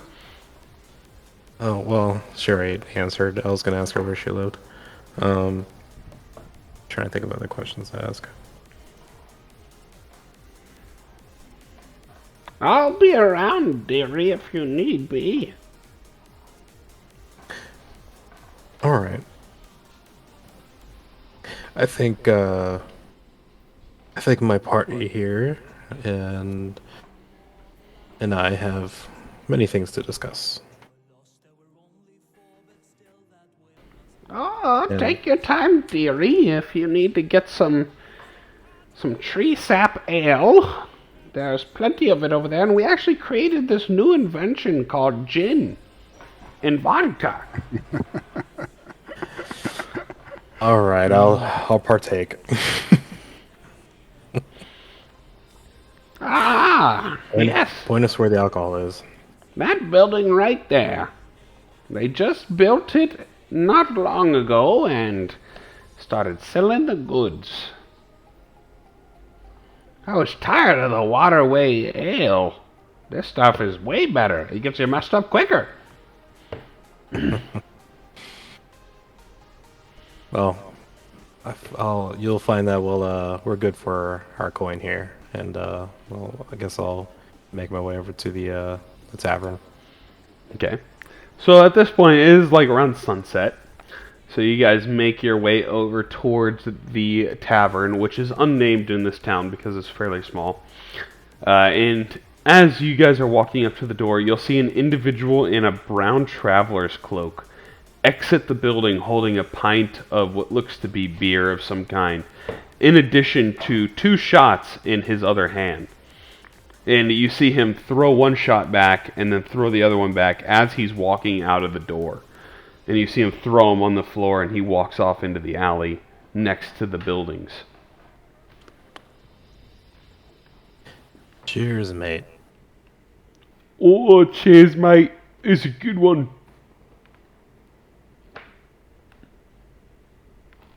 Well, kind of like, and then kind of look at the group like, that must be Jonathan.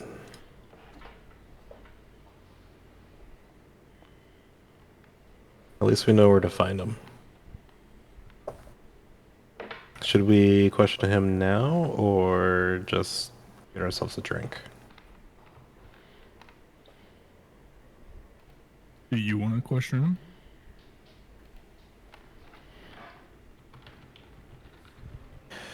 I'm not the persuasive type.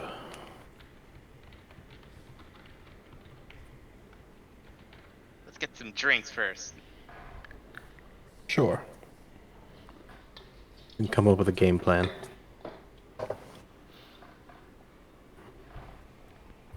Okay. You walk inside, and there is a very dirty individual standing behind the bar. Is a younger, sort of brunette woman. Hello there, loves. What can I get you?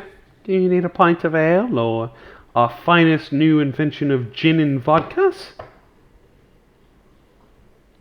I want some of that. Mix it up. All three? All three. I've never thought to Why not? try that before. 2 all 3 mixes? Make it 5. That will be 1 gold piece and 6 silver pieces. And she'll go, interesting. We'll call it the TreeFell bomb. As she pours a shot of gin and a shot of vodka into a larger glass, and then hands you a very nasty looking beer that smells like dirty water mixed with malt and hops, and then she'll drop the shot into the beer and hand it to you real quick. So she'll give you each a nasty bomb, as I'm gonna call it. And as each of you, I want each of you to give me a Constitution saving throw, because this cannot possibly taste good by any means. I just imagine like mixing dirty bread sink water with tree pine and rubbing alcohol, and it just can't possibly be good. Like, Wait, halfling! Garrett's gone.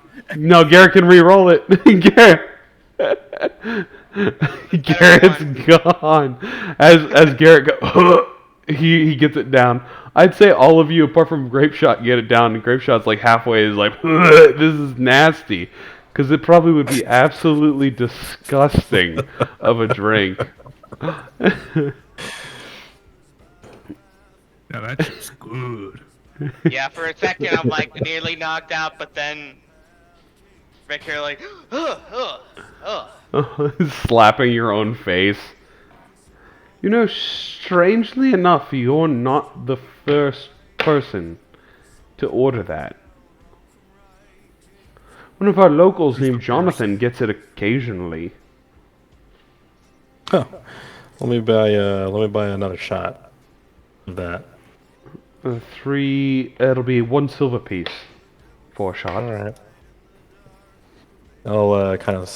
I'll just kind of hold on to it and be like, I think we can use this to our advantage.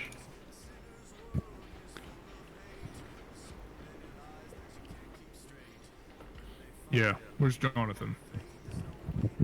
I just saw him leave. I think he's probably in the alley, if I had to guess.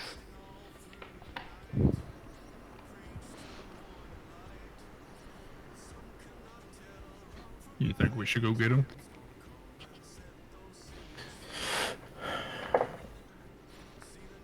If it was LP 1.0, LP he would absolutely be all about it.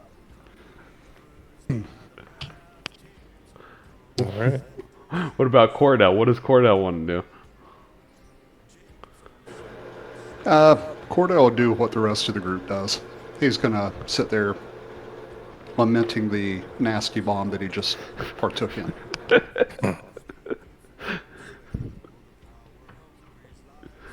So, you guys finish your drinks and you have your one to go there, Grape Shot. Are you all gonna take it outside to him? Yeah, before we lose sun. Okay. So you step outside and you turn the corner, and lying in the alley, it's a little bit shaded and darker here. You see he's covered in newspapers over his face, and you just hear.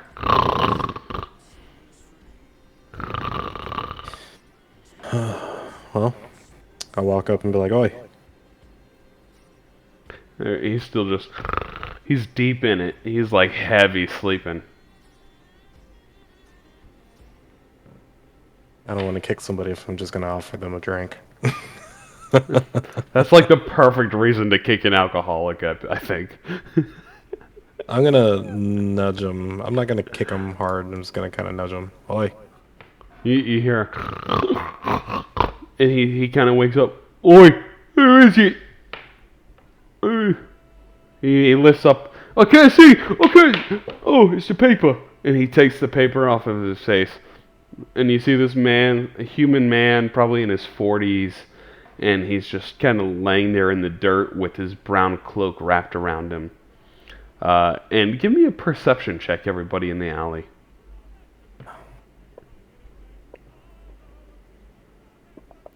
Nice. Nice. Wow, we roll good when it matters. Edgar and Grapeshot, both of you see what looks to be a pendant that he is wearing. And it looks to be a symbol of like a gateway or a doorway. And I want both of you, so just Edgar and Grapeshot, give me a religion check.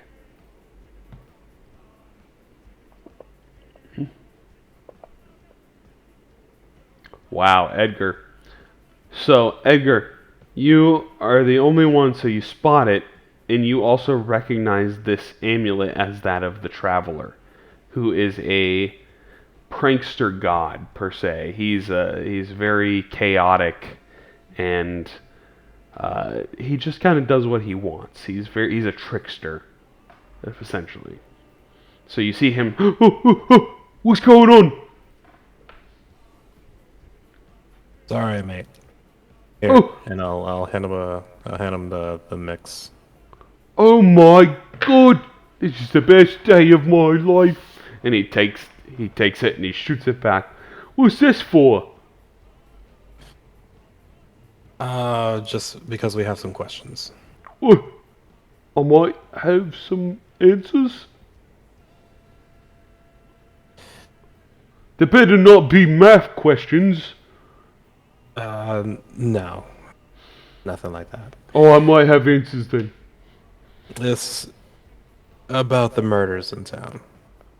Oh, I ain't killed nobody. I didn't say you did. Oh, I thought you used the fuzz. No, the fuzz ain't around here. Oh, that's good. I don't like fuzzy. Do you know anything about what's going on in this town? Have you heard anything?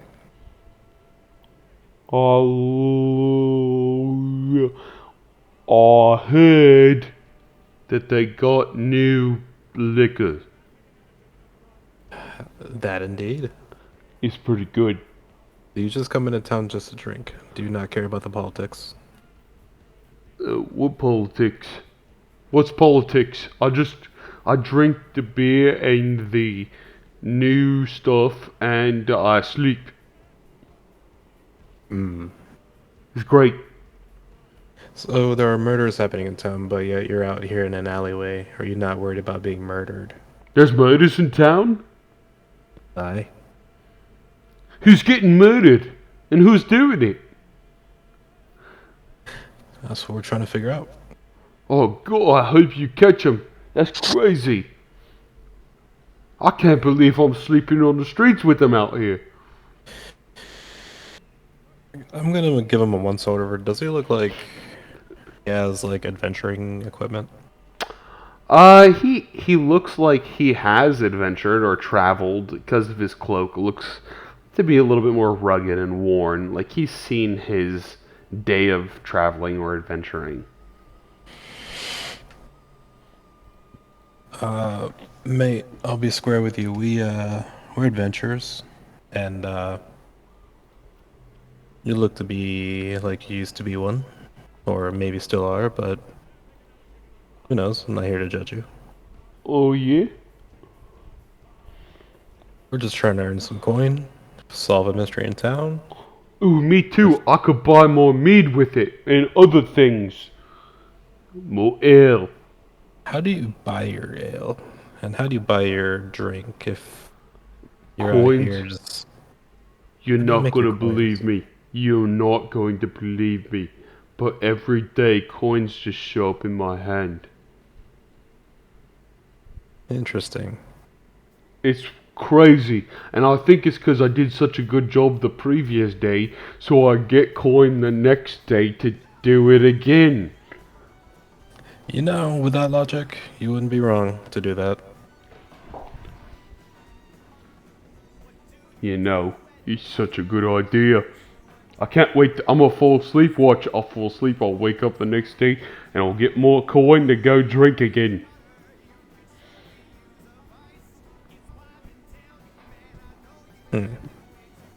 You're certainly keeping this town in business. Oh, don't you know it? So So, you've like- never heard of anything going on in town? Have you heard any rumors? Heard any rumors of what? Wow, really don't pay attention. What? That's too much money.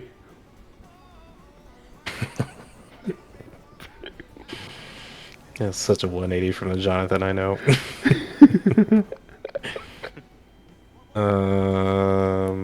Hmm.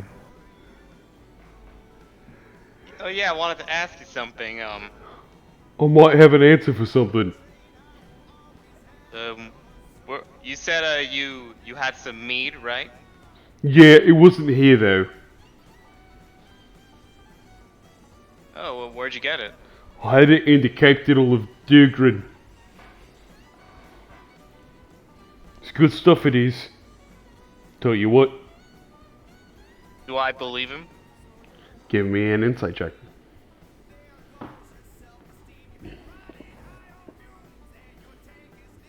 Yeah, he seems to have had mead in Dugrin.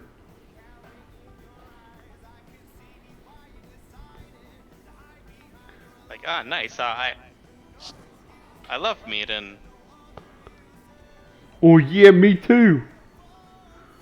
It's the best stuff ever. where'd you get the ale? I got that piece wash here. It's good though. It gets me through the day.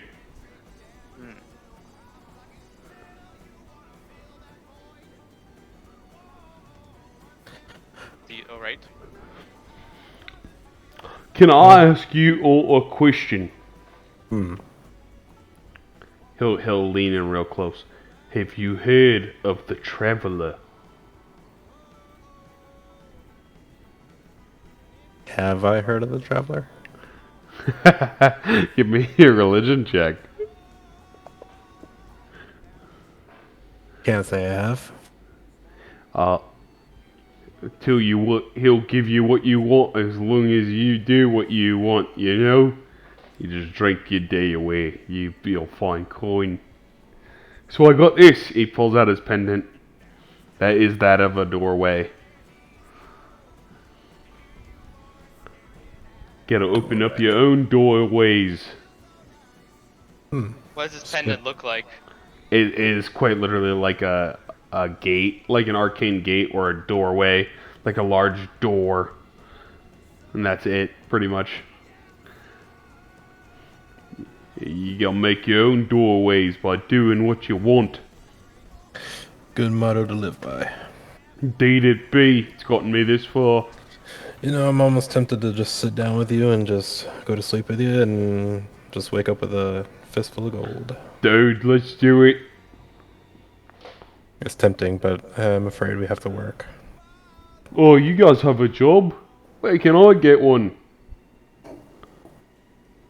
I just told you. We're adventurers. Oh, it's too dangerous for me. I can't do that. Hmm.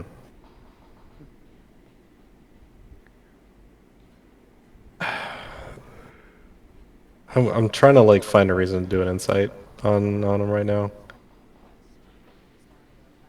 Yeah, I mean, if you don't believe him, you can always say you want to do an insight.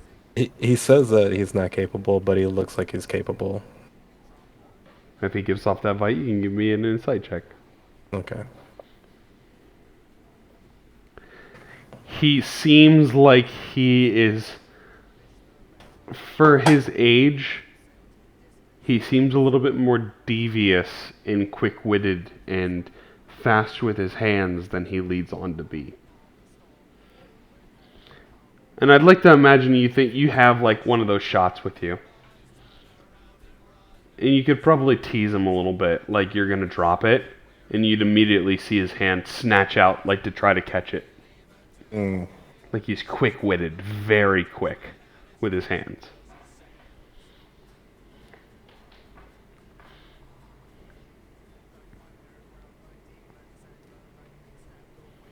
I think you're a little bit more capable than you lead on.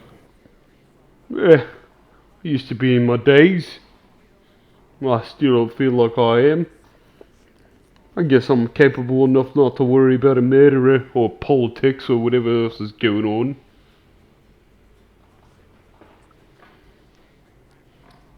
It's gonna nod and just say, well,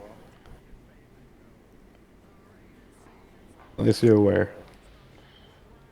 And I will... Did I be? I'm the bestest of drunks.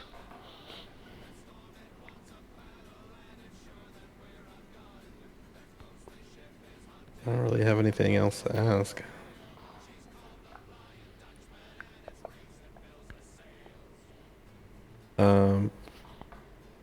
I think I'll thank him and be like, well, if I have any more questions, I'll know where to find you. Everyone give me a perception check.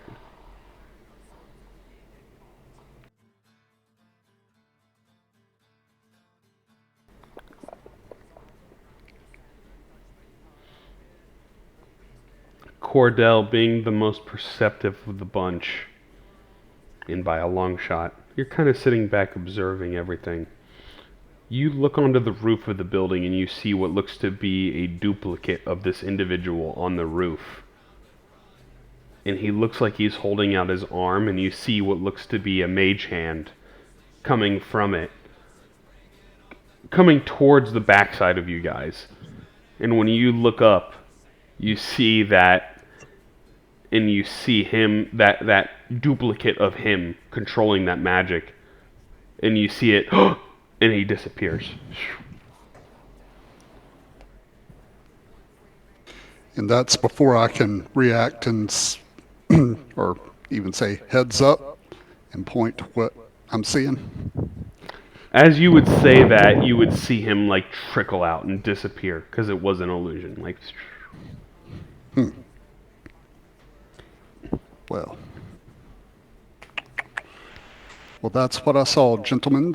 I will relay what I just saw, what I witnessed, to the rest of the party.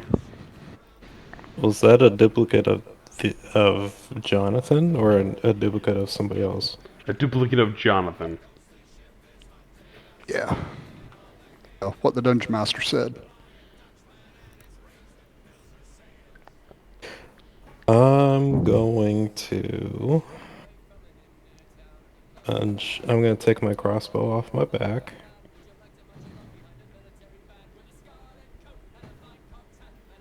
And I'm just going to say, alright, what's with the funny business? Oh! Well, to be honest, I didn't think I was gonna get caught. You got me. He puts his hands up. See, I told you you're a little bit more capable of what you're leading on. And you guys are a little bit more capable than I thought, too. He holds out his hand. 5 gold pieces, and I don't say nothing, and you don't say nothing.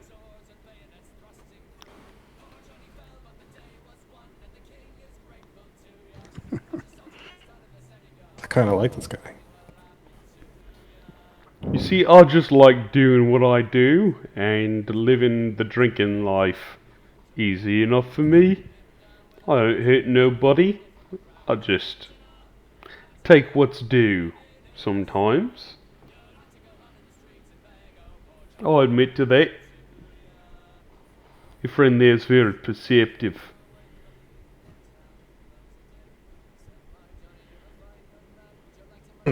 like this guy. For noticing.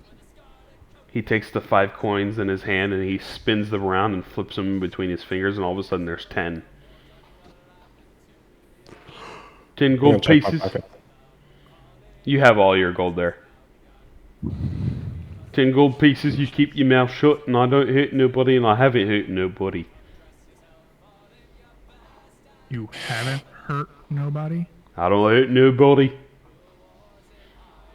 Do I believe it? Give me an insight check. Barnaby, you can also give me one too. Have you hurt Non-violent somebody? crime. Has he what? Have you hurt someone? Not Oh. nobody? No, I haven't hurt nobody. Or no somebodies. And Garrett, you believe that he hasn't. He's more of like a pickpocket. He likes to do things without getting caught. But this murder is not his crime. So basically, if he were to be put on trial, if he was caught, he'd been put on trial, he would die because Pretty much. the tree would probably kill him. Yes. So you're not worried about being hanged, friend? You're just kind of hanging out here in town, and What's hanging? double entendre. If you will. He doesn't seem familiar with the practices and beliefs of this area. Man, you're really not curious, are you? No, I'll just drink. Yeah, the big old tree over there hangs people. Awesome. If you were to get caught, you'd be hanged. Would I? With your skill set, probably not. Glad you know.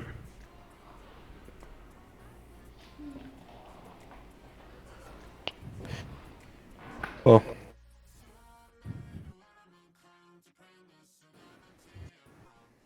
I think that's all I have to ask. I think we got what we needed. Perfect. I think I got what I needed too.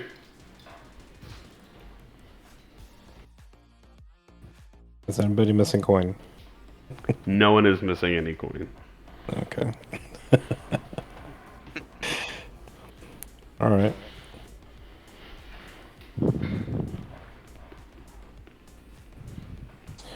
Well, we'll be on our way. We'll know where to find you. I'll be right here. Good night. He crashes and lays down. And you immediately hear like he's back snoring hardcore.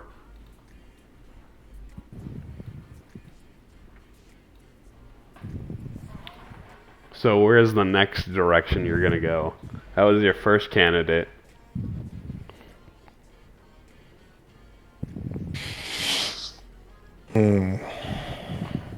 Between the merchant and the farmer. The merchant's more closer to Cork. I'd say the farmer, but we're losing daylight. And by the time I get there, it'll probably be dark. It takes literally minutes to walk over there. It's not far. This town is very small. Okay. Like So you're probably early looking evening. at 10 minutes to walk the whole thing. Alright, let's go. To the farmer, Malexa. Okay.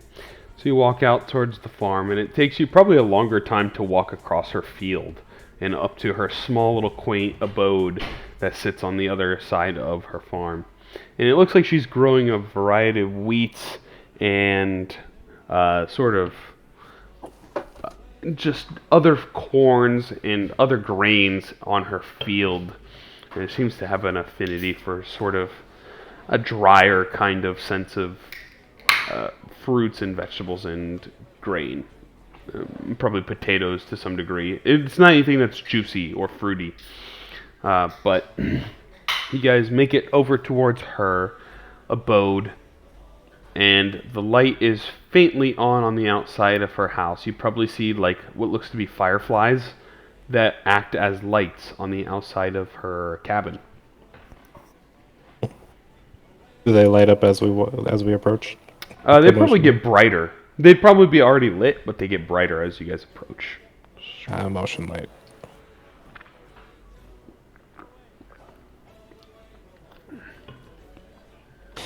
I guess we'll approach and knock on the door. You knock on the door. Just a minute. You'll see this very tall, she's probably pushing about 6 foot tall, curly red-haired woman open the door. And her hair is very long as well. Like, kind of drapes all the way down to the middle of her back. And she's wearing this long, elegant green dress that looks like it's made out of leaves and other kind of grains and crops mixed within it. Instead of flowers in her dress, it's like vegetables. So she's like, "Hello, what do I know any of you? Do you know what hour it is? I have to get up early in the morning." Indeed, if you could spare a couple minutes of your time, we are passing through, but we were curious about the town. And you came to And- my farm? Specifically, current events. Are you talking about the murders that I've heard about? Indeed. I told Ornithella if she needed to try me, she could hang me in the tree. I believe and I put full faith in her, in their system. It's a pretty big jump to just want to go straight to hanging. But I believe in their system and I've seen it work before. Oh, so if you offered, why hasn't she done so? She doesn't believe it's me. Who would be willing to hang themselves if they were guilty? I see your point.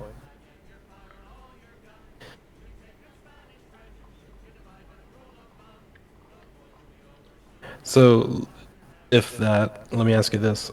Who do you think might be doing it? To be honest, I don't like to throw anyone under the bus, but that Haliban, something is giving me an off feeling, and I think I saw a tattoo of some sort on his arm. And I don't know what it means.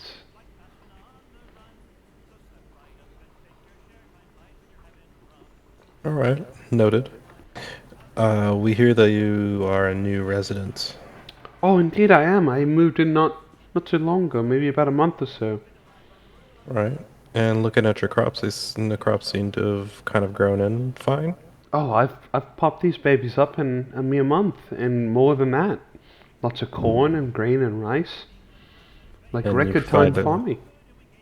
You provide the crops to Ornithella in the town.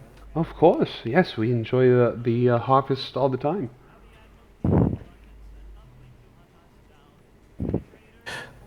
So why move here to TreeFell? Where are you originally from? Well, I'm originally from the big city, but the city just doesn't suit me. I really needed to just move out here to the country and grow my crop. I couldn't be around the big buildings and towns anymore.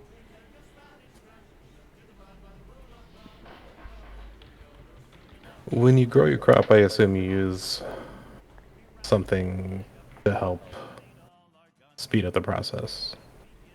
Oh, I believe in my god, the Green Mother. She takes great care of the crop. So you don't really do much. You just kind of Well, I plant the seed and I let Cultivate them and- do their own work, you know? I can only provide what they need. I can't force them to grow any more than I can. And the Green Mother tells you that is her doing, or do you believe that is her doing? Well, I'm assuming she watches over my crops and helps, but not anything in particular, you know? The plants just do as they do.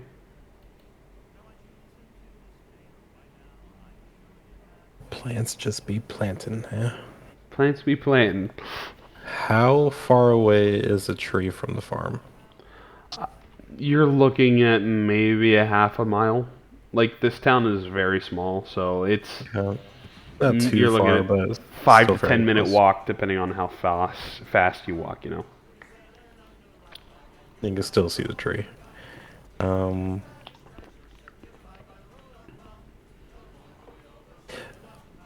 What do you think of the tree? I mean, I know you mentioned you believe it, but do you sense anything good or bad coming from it? Do you sense like a spirit in there, or do you sense anything? Well, I've heard tales of magic awakening plants and such, and I've heard of tale of people being able to speak to plants. I think this tree has a sense of justice that's been implanted in it from a previous person.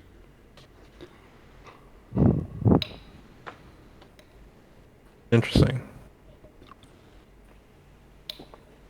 Could the tree have been corrupted and it's hanging innocent people instead of guilty, like its history suggests? Is this a question you're asking her, or something you're inciting on yourself there, Cordell? I had originally envisioned that as just me busting in on the conversation, but I think it would probably be both. So I want you to give me both an Arcana check, and for her, give me let's go with a general intelligence check, or a charisma check, your pick, for the second one. Okay, Arcana check for the first one. I don't think you're trying to like persuade her, you're just trying to ask and prod. Yeah. Yeah. Intelligence for the second one. Wow. So you kind of think, and magic is a very weird thing, and I think this is probably the basis that you would get. Magic is a thing that you believe is probably corruptible. Like someone could taint it to some degree, but you don't know what it would take and then the possibility of that actually happening. Like, what's the likeliness of it, right? You know that it could be possible, but it's also possible that you could get struck by a lightning on a sunny day, you know? Like, so it's like, what are the odds of improbability? And that's kind of what you're thinking about. And she kind of looks at you and she goes, and she thinks the same thing. She's like, I think it's possible, but how? Or what does it take to do something like that? Especially if it takes magic to make something alive in the first place. Because in her mind, she's kind of thinking, from what you would gather from what she's telling you, the magic here is very low level, is what you kind of already grasp, and she's not quite sure of what it would take. Seemingly, she's not sure what it would take. I don't want to influence your decision based on words. Okay. Okay.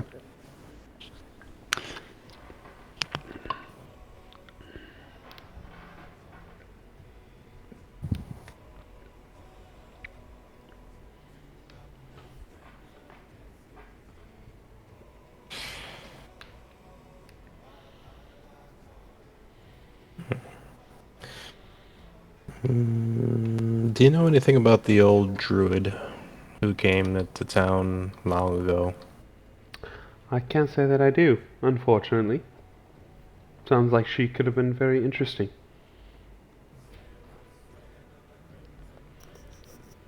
I'm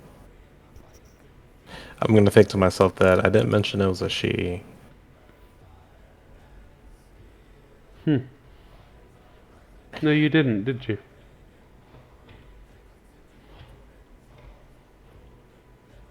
I just kind of assumed.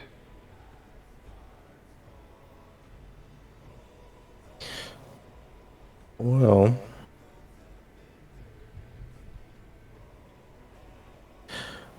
she looks kind of. I know, kind of going back on her appearance, first looks. She looks rather elegant for being a farmer.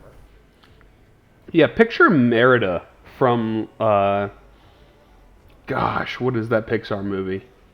Brave. Brave, yeah. Picture Merida, but instead of like leaves and stuff in her dress, she has vegetables, like strung into her dress.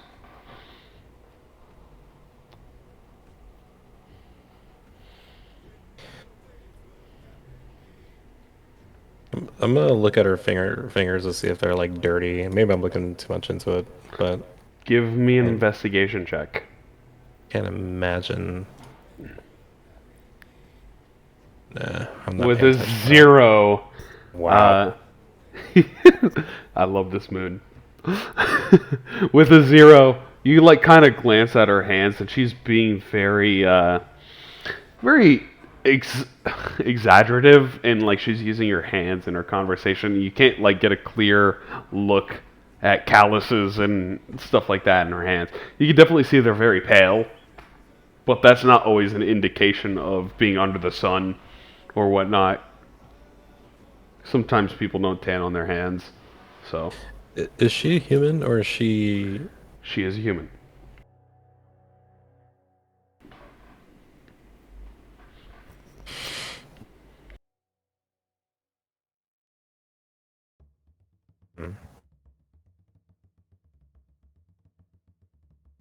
Yeah, she's a new transplant, but I still get the feeling that something's not right. Something's not right. Mm-hmm. I can't think of any other questions, but I do have an assumption. But I'll save that for the group later. I like it. If anybody else has any questions, I'm just gonna thank her for her time and meeting with us so late. And that we'll be on our way.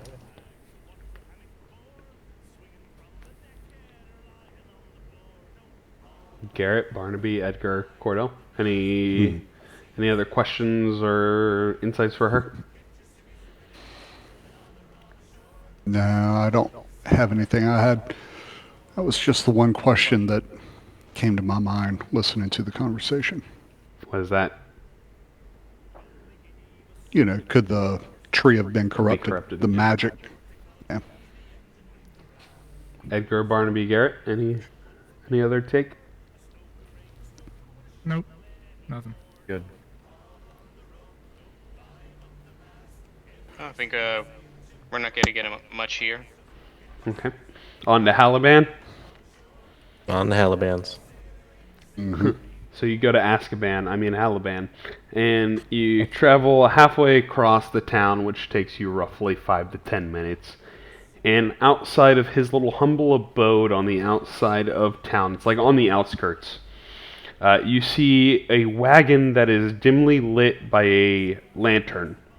And you see this human man that's a little bit older that is packing what looks to be supplies inside of a caravan currently.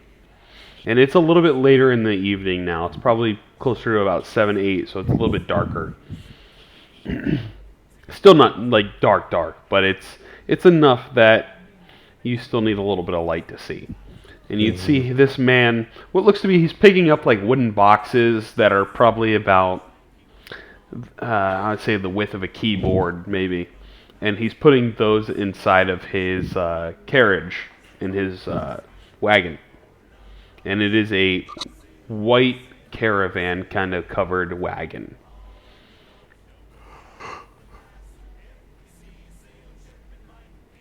And he's there outside of the wagon. Yeah, and he's currently just picking things off the ground and putting it on the inside, like he's loading it up for a trip or a delivery of some sort. Excuse me, sir. Do you need help? Oh, yeah, I would absolutely love that. And he's wearing a little bit longer of like a white shirt with some just brown pants on, and he's picking things up, and he asks for help, and he'll, hey, you help me load this in here if you don't mind. Sure. I'll start picking stuff up and helping him load. Haliban, correct? Oh, yes, I'm Halaban. What is your name, young monkey person? My name is Grape. I'm just gonna leave it at Grape for him. Grape. I am, well, you see, my friends and I were passing through town, and we've heard rumors of a string of murders in town. Oh, yeah, yeah, you have to be careful going out at night. That's something strange. He's still loading them up. He's like, Grape, you know dogs can't eat grapes. I did not know that. Yeah, strange one. And he just like keeps loading things up. And you mentioned being out at late. Are you heading somewhere? I'm getting ready to take a trip over to Cork. I got a delivery I have to drop off, so You're gonna leave business is. now in the middle of, well, it's gonna be dark out. No, I'm just trying to get things packed up for the morning. I just want to be able to hit the road and not have to worry about packing in the morning. It's like when you're getting ready for travel, it's always better to do it the night before, and then you can sleep in a little bit more, extra 15 minutes, and feel woke up in the morning. And well, I was curious, since we're new in town, and we were told that you're also sort of new in town as well. Um, Indeed, I be. I settled down not too long ago, about a month ago. I think I settled down. I've been on the road all my life. It's time to sit down. You know. what do you Still think in about the tree in town? How do you feel about it? strange. I don't think it's right though. Like, if you ask me, if you put someone in a rope in a tree, don't they die regardless of being guilty or not guilty? Like, it's confusing. No wonder why they've had 5 people die recently, because it's not real. That's what we're trying to gauge. If you ask me, something's wrong with the chief. Maybe she's the one doing it. I'm gonna look around to see if if the chief, if the chief specifically is like around. Give me a perception check. I like it. I'm like, wait, what? I don't know, something creepy about an old lady just creeping around at night. You look around and you hear a subtle pin of a cane in the dirt. No, I'm just kidding. You don't see her anywhere. She's not.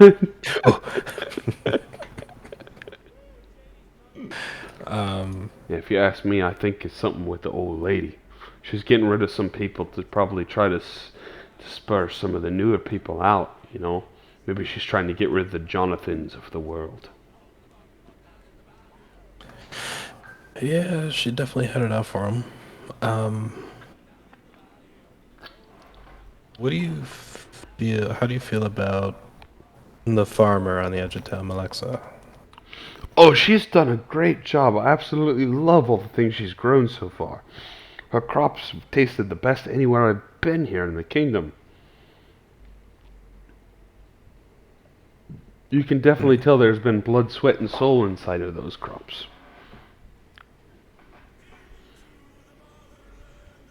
Indeed. Blood, sweat, and soul, huh? She's putting tears and hard work into those guys.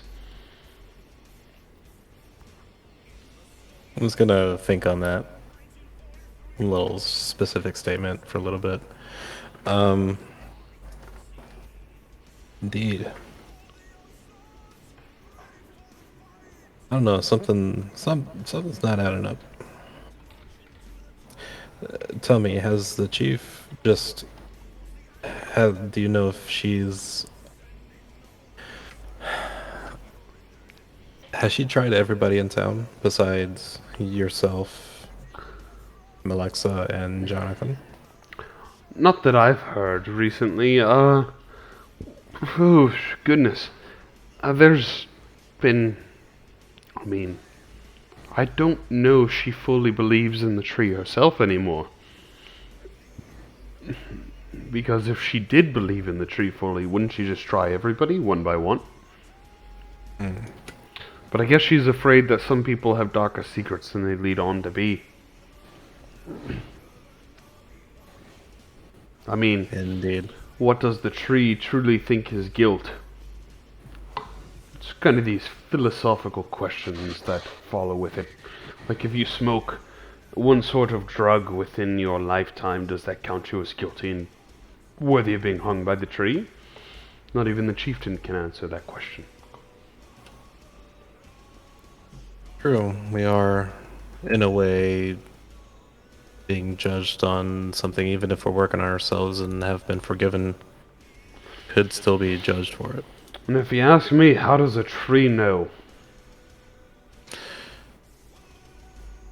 That's the tricky part. Is there anybody who is competing with the chieftain for the leadership spot of the village? Good question.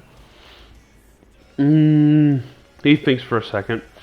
Not that I've heard around town. She's been the chieftain for 70, 80 years now, for what I've known. Her name is well known throughout the kingdom, and no one stands to oppose her because this tree was originally put in for her by a druid of some sort in the past, and she's kept order with it.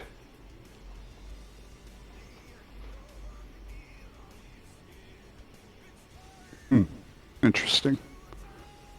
So the tree and the chieftain are linked in some shape, form, or fashion. As far as I know, the druid was a cohort of the chieftains, and the druid helped out the chief when she was first elected. That was sort of her push for power, is to be able to weed out all of the evil of the town. I apologize for jumping into the conversation, and since I'm still kind of being the picture of this, how do you know all that? Oh, I love history. History is a big thing on mine. What can I say? I travel a lot, so I read a lot, you know. Okay, you travel a lot, so you read a lot. Indeed, I do. So, when did the first murder occur? Oh boy, that was a couple weeks ago now. 9 people have been killed. 5 people have been hung, and more than one person, to about one person, have been hung a week. So basically, in a 2-week time period, we've had 9 murders and 5 people tried, found guilty, and hung Correct. in 2 weeks. And the murders have been going on for approximately 5 weeks. The Which is murders have been going on for 5 weeks. Which is terrible to say, but myself and Jonathan and Malexa have all moved in around the 5-week span. So I understand why you're here. Oh, you do? Oh, of course I do. Local adventurers like you, or not so local adventurers, especially with your sort of garb. No one comes to talk to me unless it's for a reason. Unless they need something, and you all haven't asked for buying anything, and I assume that's because you're here because of this. Huh. Well, what do you have for sale? Well, are you needing sort of goods, crops, flour, particular wares, rope, anything like that I might have? And at this point, I want Garrett to give me a perception check. All right.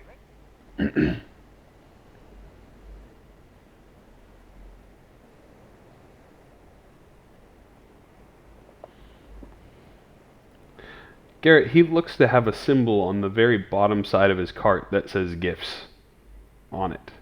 It's like a symbol for gifts in Thieves' Cant.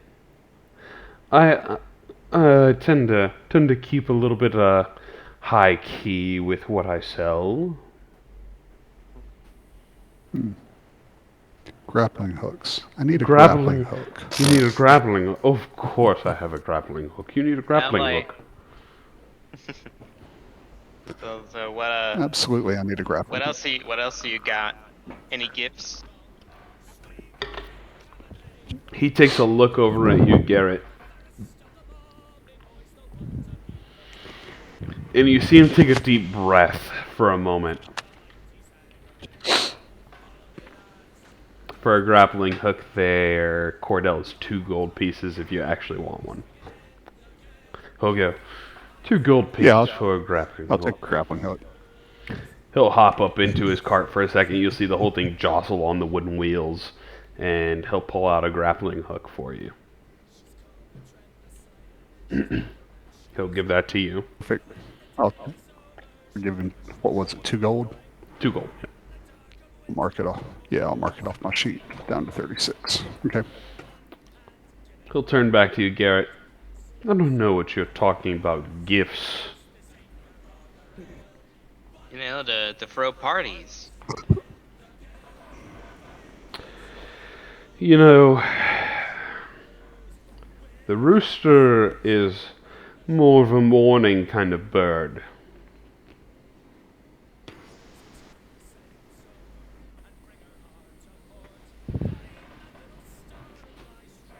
Like, and how do I hear anything like in thieves' camp? So Thieves' Can is more of like a code. So he's telling you, if you really want something like that, come in the morning. All right. Always do. You already got inspiration.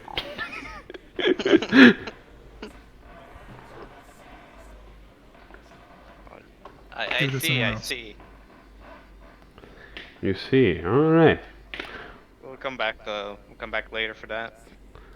So Wow. I do have a question. Yeah, I might have an answer. So did you see the trials of those 5 that were hanged? Actually, I haven't. I have been on the road here and there, so. I'm just all of a sudden thinking like they wouldn't just select 5 people randomly to get hanged. There would be a reason. There'd be something to suspect them of being a murderer. Sometimes they get their names called out by other people, and they get stares and glares, and they're the next to go, you know. And apparently they must have been guilty, or at least proven guilty by what I think is Ornithella, and they got hung. And she hasn't found her right person yet, so she keeps hanging people.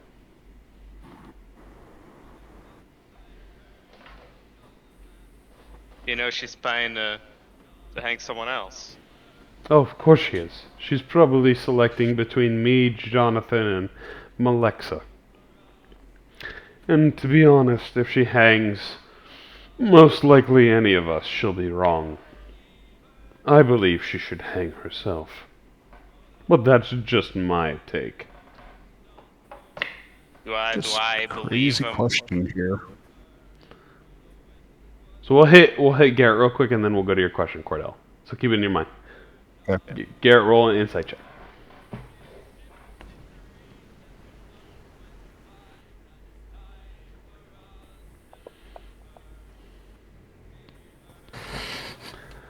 You think that he believes she might be guilty. And based off that knowledge, you kind of feel that he doesn't think himself is guilty of murder. Do I feel like he may be guilty of something else, but not murder? That you're not sure. He might be. He seems like he's hiding something, but you don't believe he's the murderer. And so in my mind, I'm kind of judging him based on what I know of Sham. What is it? Name again? Jonathan, Malexa, Halaban, No, I was Ornithella, thinking Shragdar. Shroud. Yeah, because he Shragdar. also had the code and I'm like, yeah. I say, don't worry. I don't think you did it. That's what I and I'm like to hear. Don't worry, everyone. We can confirm his innocence of this tomorrow morning.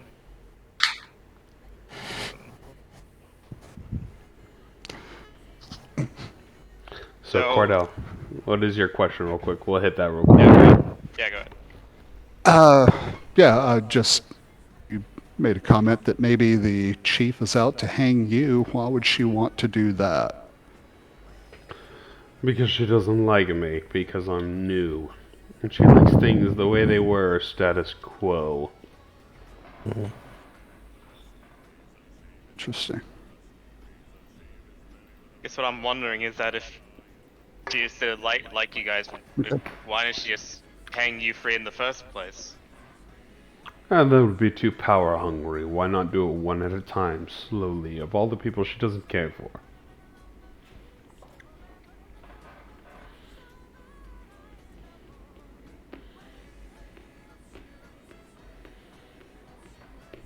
If you ask me, I don't think her judicial tree is so judicial. I think it's more so a weeding tree. Let's get rid of the weeds of this town. Maybe that's what she's using it for.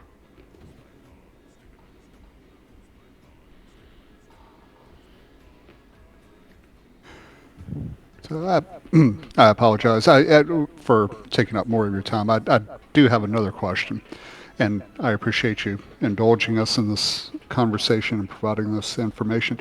But so you're fairly new here. Malexia is fairly new, and Jonathan is fairly new. Don't know a whole lot about Jonathan. What can you tell me about him? He's just a local drunkard. He ain't do nothing and he doesn't care. Although I feel like I've seen him in a place that's not here before. I feel like he's jumped about across the kingdom. He's just got one of those faces. Maybe he's too plain Jane. I'm not sure. But I don't know. This whole thing is messed up if you ask me. And if you ask me truly, I feel like we're all guilty of something. Murder? Definitely not. Weirder. It was murder. Okay. That's all I've got at the moment, or at least that's all I can think of at the moment. Same.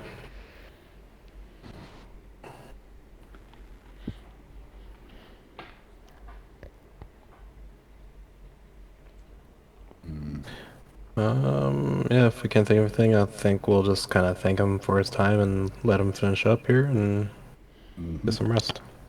Okay. You all want to stay in like a local inn for the evening and just spend a gold to rest?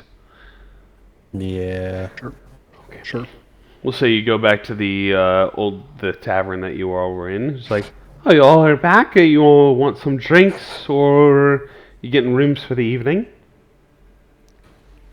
I think I'll do both. I'll have a drink and get a room for the evening. She'll just pour you a gin on the ice and give it to you.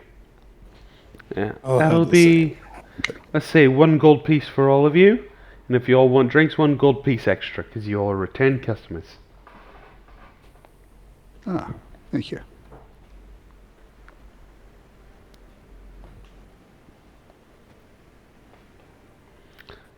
So you all rest for the evening and wake in the morning. Garrett, did you want to return to Halaban real quick before he set off on travel? Yeah. Is anyone else going back to Halaban's in the morning? No. Or is it just Garrett? I think just him. He's solo. No, I think I'll go with him because I don't like the idea of us getting split up too much. Okay. Strength in numbers, that kind of thing. So Garrett, Cordell, and anyone else that would like to go, you return to Halaban in the morning. And Halaban's like, are you here to see the surprises? Absolutely. He'll see you there, Cordell, and he'll gesture Garrett into the wagon with him. And he'll kind of close the curtains behind him if Garrett goes. Okay. I'll hang out and I'll pay attention to the surroundings. See Okay. if there's Alright. anybody that approaches or is watching. Okay. So Garrett, he brings you into the wagon or gestures you to come in, if you would like. Yeah, I go in. And he'll close the white curtain behind him to close the cabin. And in the middle of the floor in the wagon, he will take a pick and stick it into one of the pieces of wood and twist it and lift it. And within that secret compartment inside of the cabin, there is a piece of art, a piece of pottery, drugs, a silvered longsword, and a ceremonial dagger.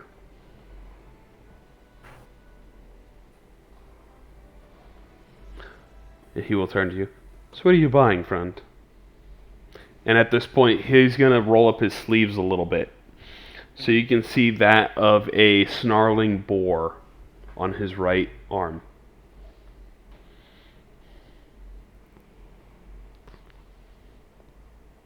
And that's like a tattoo.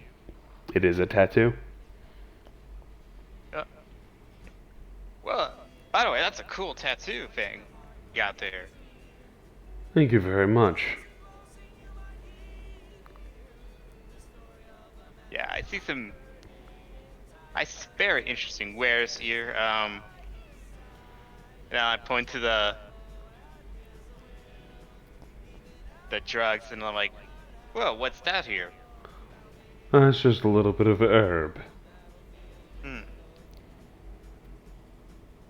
My guess is if someone were to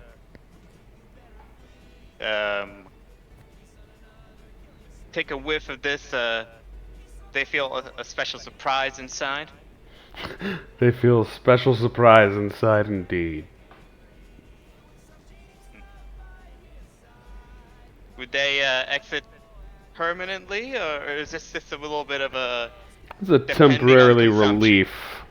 Okay? Temporarily relief. It's not that severe.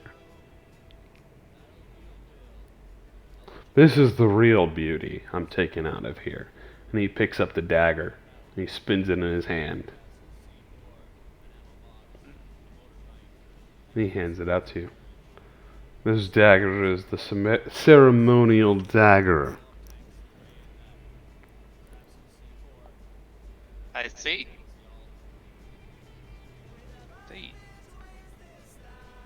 Tell you what, 50 gold, it's yours. If not, I'm going to take it back to the boys.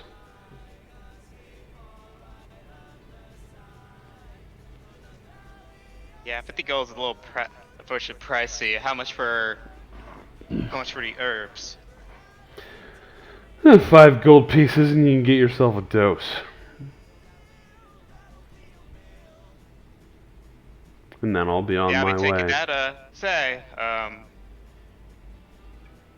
Do you know if the dagger does anything cool, anything special? I don't believe it does. It's just decorative. But I'll tell you what, I'll let you in on a secret. You give me the 5 gold, I give you the drugs, and I tell you that I'm not involved with this, because I'm not. And then you can keep this a secret and go on your fucking way. How about that? I wasn't planning on telling anyone. That's what I like to hear. Yeah, so I take one of the drugs and give him 5 gold. He gives it to you. I don't have this compartment. If you tell anyone about it, the whole gang is going to be after you and you in particular. Keep that in mind. You'll be steamrolled by the boars if you tell anyone. And it's a fine. We gotta keep our surprises secret because they wouldn't be surprises anymore. Exactly, that's what I like to hear. Good luck out there. He opens up the back of the curtain. He's like, "Oh well, sorry there, gentlemen. Sorry to keep you waiting. We just had some business to attend to. I gotta hit the road, so I've affirmed your compatriot here. I don't have any involvement in what's going on here in town, and I don't want to keep you guys waiting. So, I know you're not keeping me waiting. I'm just out for a nice stroll and oh, by the way, I did think of one other question that I forgot to ask you last night when we were talking. Uh, would you indulge me for just one more question? Of course I will. What's up? So these murders that we've been inquiring about, how exactly were they committed? Oh, that's a great question now that you think about it. I believe they had puncture wounds of some kind. Puncture wounds, kind of like an animal bite, or It's like they were jagged. stabbed. It was jagged, not sharp enough to be a stab, but wide enough to be something larger. I don't know. Like a pointed stick. I could see it being like a large thorn or a stalagmite or a stalactite of some sort. Yeah, it could be something like that. Yeah. Interesting. So, where are you headed to next? Oh, I'm going down to Cork for the day. I have to drop off some goods, and I'll be back by tomorrow. Oh, outstanding. So, you're headed to Cork, Indeed, I and am. you'll be back tomorrow. You'll be back tomorrow. Outstanding. I look forward to seeing you again tomorrow. I look forward to seeing you. Good luck, friend. Hopefully things you. go in your endeavors. It's a pleasure. And I, try to do a thief can't sign at Give him the shaka. Yeah. Shaka, Like, bro. just say good luck. Good luck. He's like, whatever you're doing, yes.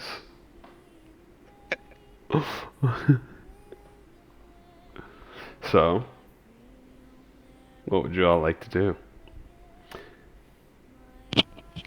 I would like to avoid being arrested and hanged for getting a hold of a stolen ceremonial dagger. You guys don't have it right now. It's okay. It's No, okay. no, he doesn't. No. You know who does.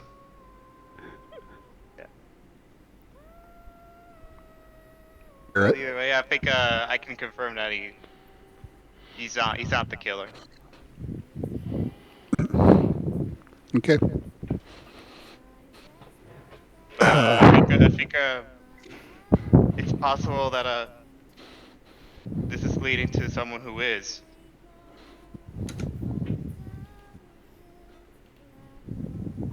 Yeah. Don't Okay. worry, don't worry, I got a surprise for them. They're gonna love I it. love it. Awesome. Awesome, Lewis. Awesome. Okay. So, Let's have a regroup with the others. Sure. you all head back towards the rest of the group, which this town is close enough, and as soon as you all sort of come together, it looks like the chieftain Ornithella is getting ready for another hanging of an individual who you don't recognize. This seems to be a different individual at the hanging tree. And among all of you, you would probably note that Malexa is there, Ornithella, and then yourselves are not too far from the hanging tree. And she's kind of gesturing like, oh, today is another day for another trial, and we hope that you are found innocent for the crime of the murders. And they're getting ready to prep for all that if you all want to walk over, or do whatever you may.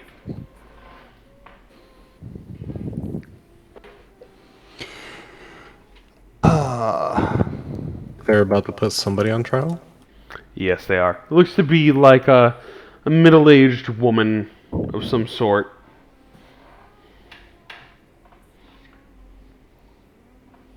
Does the woman seem to be in distress at all right now?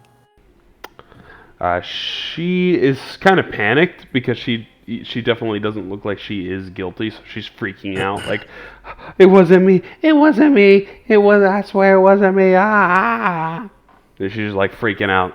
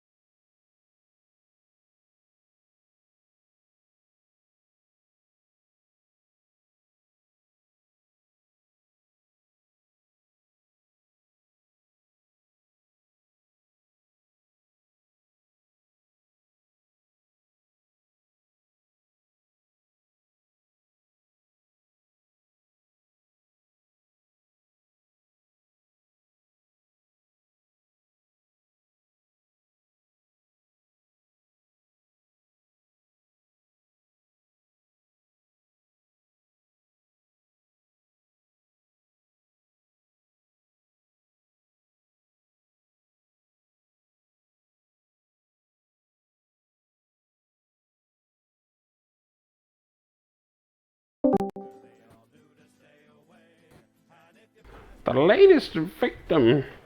I think that was one of the Johnsons. If I remember. Okay. And do you know how they were killed? How they were killed. I have a feeling that they were put in the tree by the chief. Well, I think Luz is talking about the actual victim of murder. Oh, I see. Yes. They were stabbed, and looks like in some piercing manner.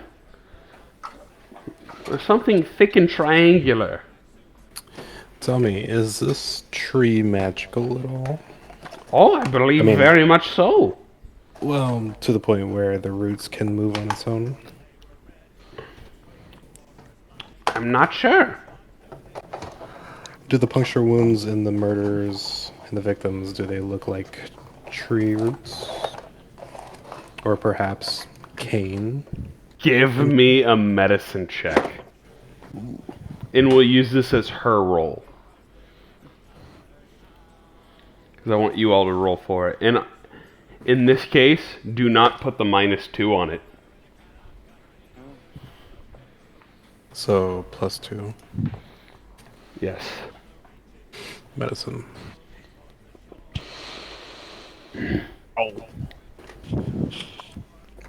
There's a possibility they could have come from tree roots.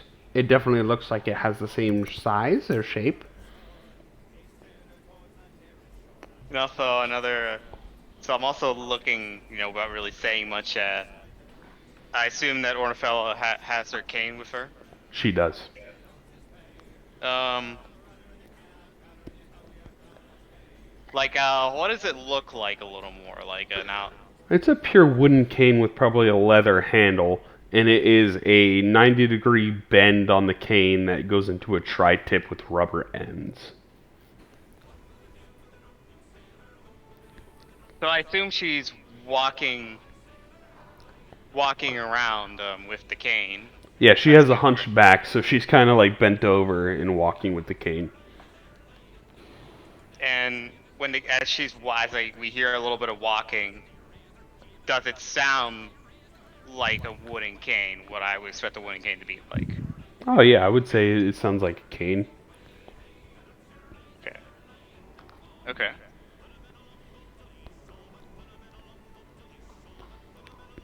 Alright, so since I see everyone mostly people focus on the trawl, I'm gonna find a hidden back alley where no one's in the dark, where no one's looking. Okay, so you walk off a little bit. Yeah.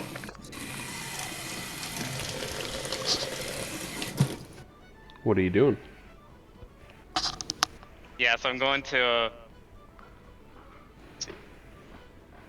Do I have any pouch or pockets or anything kind of that nature on my robe? Yeah, I would say you have some pouches and pockets and whatnot. Okay. Most people do. Alright, so I'm gonna basically I'm gonna take open the drug pouch a little bit. I'm gonna take a little bit and when my hands, and I'm gonna put my hands inside my pockets.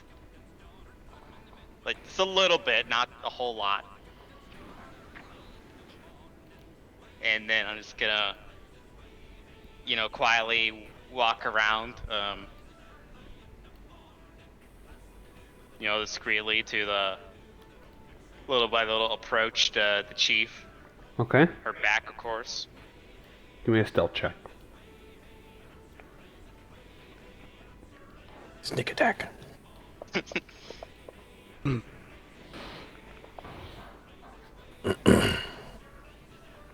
She sees you coming. She turns around and sees you walking up behind her. She's like, "What are you doing, Sonny?" Oh, sorry, I was just getting a little fresh air. But I'm back. Sit down with the rest of them. Sit down. She rolled a natural 19. Sorry about that,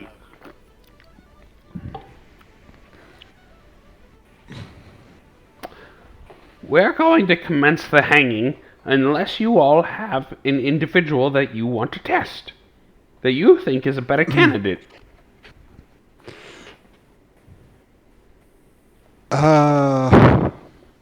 Fuck it, I'm gonna do something rash. I'm gonna suggest Malexia. You want me to try? Of course I will. If that is what everyone believes, I shall do it. And she'll Please do. stand up. She walks up towards the front. And Ornithella is like, "Are you sure about this? Are you sure this is your person?" I think Malexa is the druid that you spoke of from long ago. She turns and looks.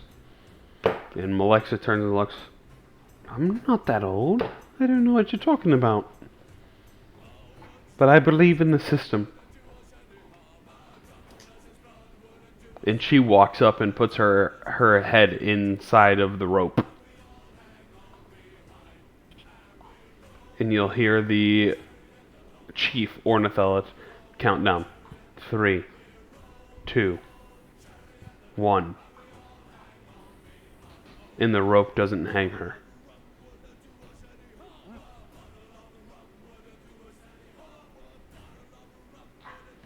See? I told you that I am not the person.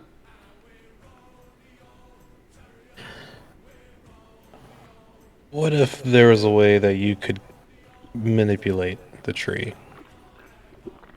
I What are the don't think chances of that? I don't think that's possible there. I think I just proved it to everyone.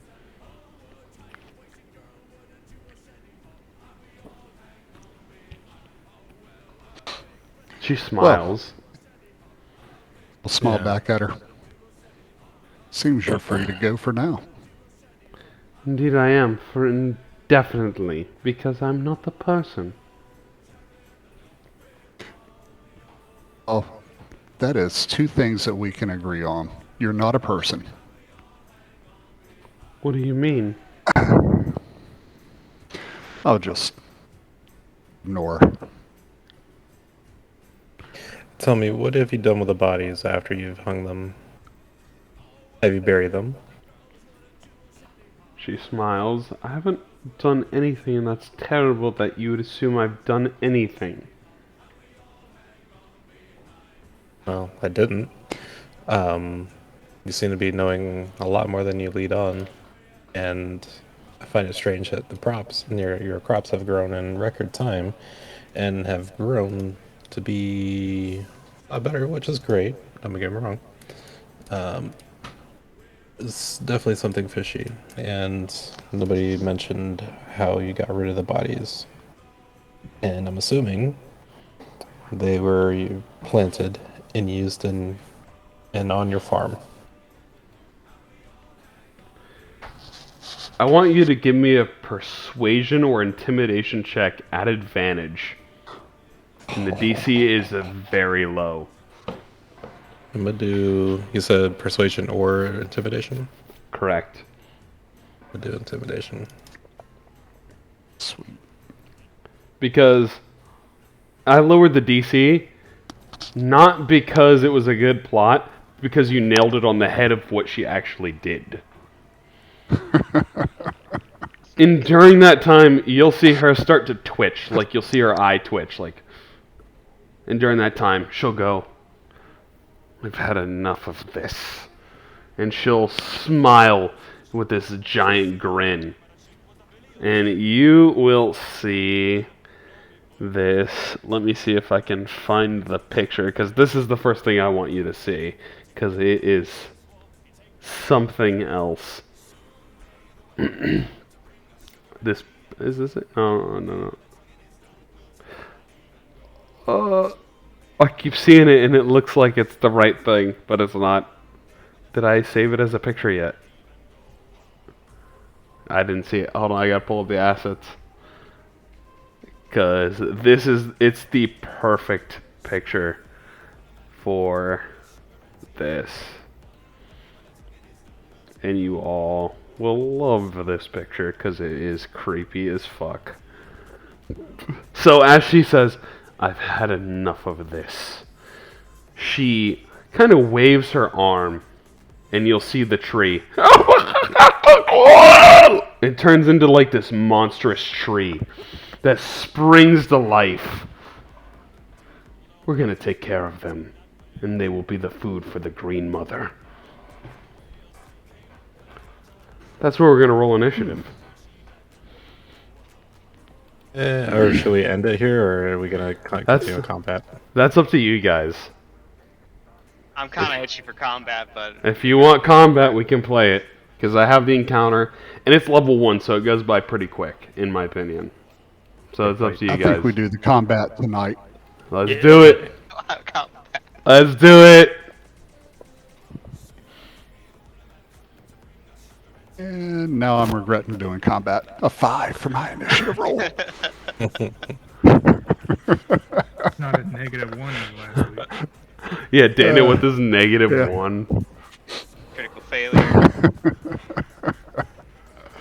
Worse today. Ow. It's okay. The tree rolled a -1 this week. Okay. Well, at least I'm going before the tree. What did Edgar roll for initiative? Oh, he didn't roll yet. Oh, there we go. So the tree got a -1. And she got a 2. So you guys got the map. Let me undo this and drop you guys on. Welcome to the club here, Grape Shot.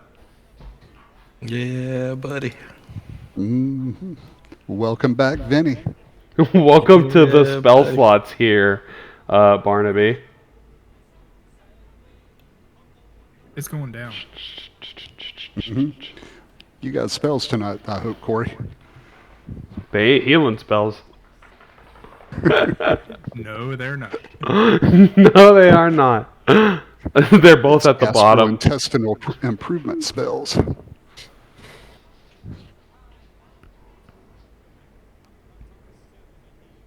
Why'd you re-roll initiative, Edgar? Vigilant. Oh, okay. So, Grape Shot. You're top of the initiative here. Alright, I'm gonna duck. Let's see if 5, 10, 15, 20. I'm kinda.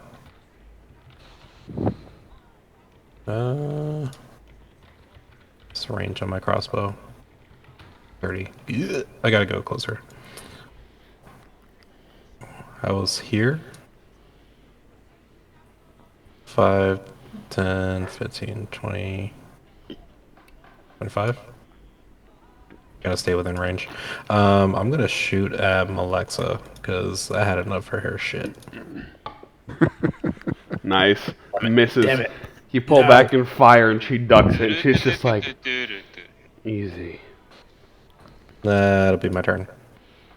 Level 1, Garrett. Hey.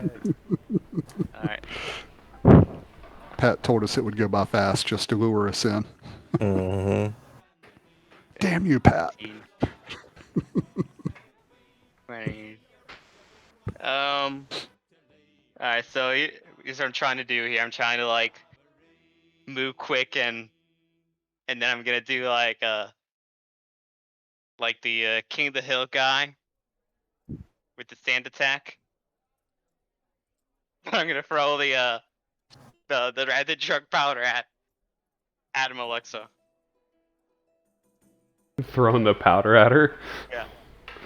Yeah, I'm gonna say pocket sand and Oh my goodness. Do you have a thing for it? I mean, I had the dexterity to throw stuff. So you're throwing the sand at her in her face. Yeah, well, yeah, the drugs, yeah. Oh, the drugs. You know they're for smoking, right? They're not. They don't work if you throw them at their face. I thought it was powdery, so I thought I could. No, it's a smokable. It's heroin. Just throw it in their face. It's fine. Go fentanyl. Would you like to rethink your turn now, knowing that drugs are smoked in this instance?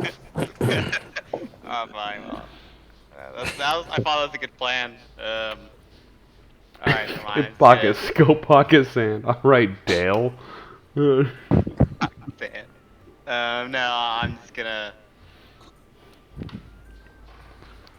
Yeah, never happened here, so I'm just gonna instead. I'm just gonna load up my crossbow and fire. Okay. On who? On Alexa. Okay.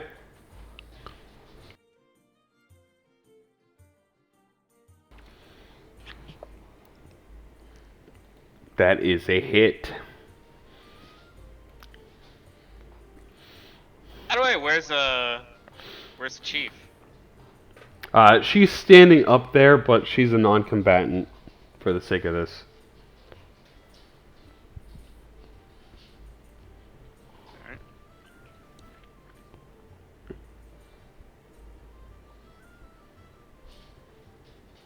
Alright, let's see. Don't think I have any real bonus actions, so I think I'll just have to end my turn. Alrighty, Barnaby. Does this tree have legs? Is it moving? Could it Not move? currently. It is still planted. Still rooted, I should say. Nice pun. Yeah, good. Okay. Planted. You're Okay, welcome. I get inspiration, DM says. Yeah. I'll give it back. Okay. I am going to... actually, I can do it from here. Yeah, I think so. Let me make sure.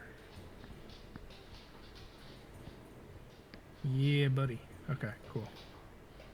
Remove that. I am going to kind of face towards them, and I have one of those, like little flower lapels, like a clown has, and I'm going to shoot grease. I'm going to cast grease. Ooh. Okay. Nice. I need a square. How do I make a square? Right Boom. there. So it's rough terrain or whatnot for Grace. I gotta read this. Dexterity 13 If she moves or at this turn. at this turn. I'll read it. Slick grease covers the ground 10-foot square, center at point within range. Turns into difficult terrain. When the grease appears, each creature standing in the area must succeed its dexterity Or fall saving throw. prone. The creature enters the Gotcha. area. Yep. And So- it's 1 minute. So, I can make the I will deck roll. save if you want, or you can target her and do it. yeah, I'm rolling it. Got it. Natural Uno for her. And she's an evil character, so she doesn't have the -2. So And If you guys didn't guess that. believe- Makes sense, I believe that's all I can do. Let me just make sure. Yep. I'm gonna move here. Yeah, that'll be it. Sorry, there. 5 10. Yep, that'll be it. okay. So she is prone too, right? Yeah, she's prone.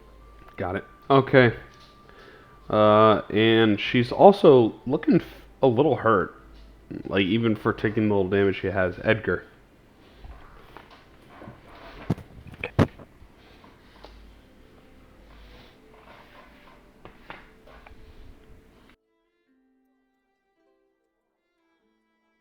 There. Less. So everyone gets a d4 on attacks and saving throws. Right? That's 3. Just- I will pick Cordell. Cordell, Carrot. Okay. Do close or range.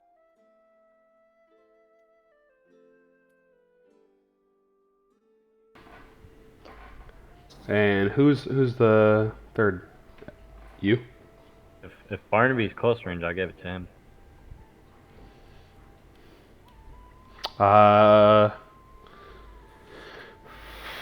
Garrett is a mix of both. Cordell is ranged in a mix of both. Grape Shot will be a ranged. I'll give it to the 3 range. Barnaby is also a mix of both, I'd say. Of what? You have a mix of both ranged and close quarters attacks. Right? I mean, I can, but yeah. Range is better. I think your whole squad is ranged apart from your monk and With shotgun. and your two rogues. Okay, you 3 now have force. Get a D4 Status on and- attacks and saves. You shouldn't have to do anything. It should be good. Action.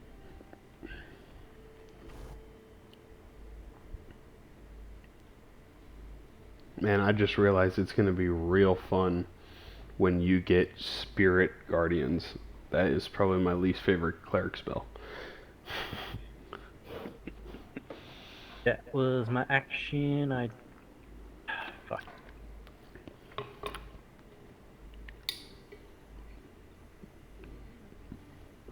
That will. That'll do her. Sure. All right. Cordell, are you going to be the first person to use the pistol? It's a tough decision, but no. I'm going to move 1, 2, 3, 4, 5, 6. I'm going to take out that flask of alchemist fire from the last The last adventure. adventure, and I'm going to toss it onto the awakened tree, or I'm going to bust it on the awakened tree. But Smart for whatever, thinking. whatever reason, it has not let me put the alchemist fire flask as a weapon. So how do you just, wanna handle that? what is your strength score? 2. 14. So you get a +2, so just roll a d10 and we'll add 4. Because that is... Actually, we'll add 5. We'll give you your dex instead of strength. Because you're trying to be precise because it's not that far. So go ahead and add 5 to a d20 roll. Okay. And that will be your attack with the alchemist fire. Okay. So That's 11. Unfortunately, it misses the tree. Okay. So we'll say it's just before the tree. It shatters. Okay.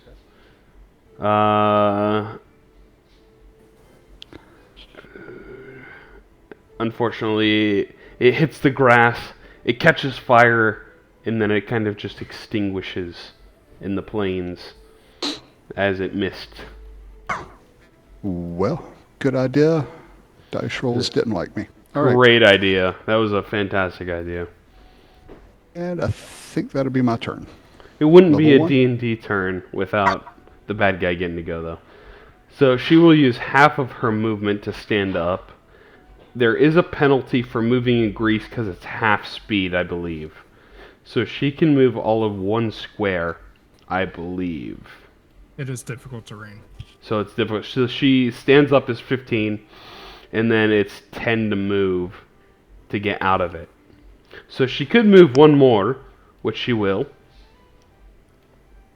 And she is going to cast a first level spell. I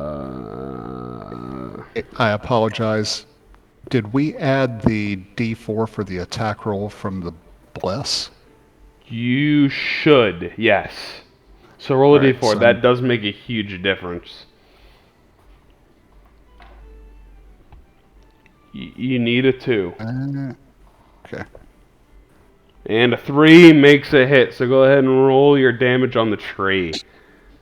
Okay. That is a huge difference. And the tree is on fire, by the way. Okay. And what is the... An action, you can throw the flask up to 20 feet. that. On a hit, the target takes 1d4 fire damage at the start of each of its turns. It takes Okay. a number of d4 at the impact, though, I think. So it takes 3 points of fire damage. Well, the write-up isn't saying for how long this thing burns. On It a just hit, says- until it puts itself out, until it extinguishes the flames. But it has to Okay. use an action to do so. Okay. So you got 3 fire points of damage, which the tree is vulnerable to fire damage, so it takes 6 fire damage. And the tree is on fire until it puts itself out. The fire doesn't go out automatically; it just is on it. So we'll deal with that. Okay. So Cool. All right. Now that's my turn. that Sorry. is your Thank turn. you. No, you're good. So Malexo will stand up, and she'll move here in between the 3 of you, and she is going to cast a spell that hits all 3 of you, and you'll see her start to speak in chants. And it starts to channel electricity, and then she forces her hands outwards and shoots a blast of thunder. So you each will make a Constitution saving throw. You all succeeded. So you all will take half damage.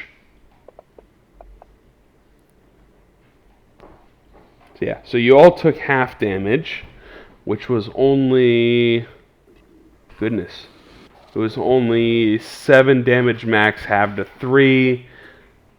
And Edgar takes 1 because he absorbs the other half of it with 2 hit points. So, see, she cast that spell, and none of you get knocked back. None of you feel the effects of it. You just feel your power and your rage, and you're charging towards her. And she's like, uh-oh. She messed up. So it'll be the tree's turn. The tree... Go ahead and roll a d4 for me, Cordell. The tree is going to take 4 damage, but he is going to... He lifts all of his roots. He unroots, and he is going to move 5, 10, 15, and he is going to start slapping bitches. So he's going to do his slam attack on Edgar here, because Edgar was the Did he roll closest. dexterity? Oh, I got you. Hold on, he'll probably... Yeah. He only used half his speed anyway. And he's immune to prone, so he's just half Oh, speed. he's So not. 5, That's a 10. liar. You just put that on there. How is a tree gonna fall over? How's a tree gonna walk? Facts. If you walk, you can fall over. So we'll say he falls prone. I'll give it to you. He falls prone. He stands up half of his speed, so he has 1 more square he can go. So he's there. And does a 15 hit, misses Edgar, right? It 15 does mi- today. 15 misses Edgar. Yes, it does. Wow, sir. you had to type that out the whole time. Yes. Banand. Grape shot. Load up my crossbow and shoot at the tree. Hits the tree. You hit the wood. Dang. That's 2 damage to the wood. You know what? That's some hard wood. The Hey. step back this way just a little bit, and it'll be my turn. Alrighty, we're going to Garrett.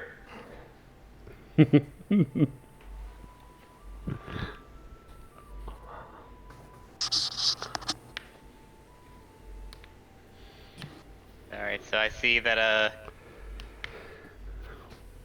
they're surrounding the druid. I'm gonna come over here. Wait. Yeah. 5, 10, 15, 20, 25, and I'm gonna test out my hidden blades as she's Both your arm distracted. blades. Yeah. Okay, go ahead and roll an attack at advantage. Yeah, and do I still have the bless? You do. It should do it automatically. Okay, Automatic. nice. Natural 20. Natural 20! Nice.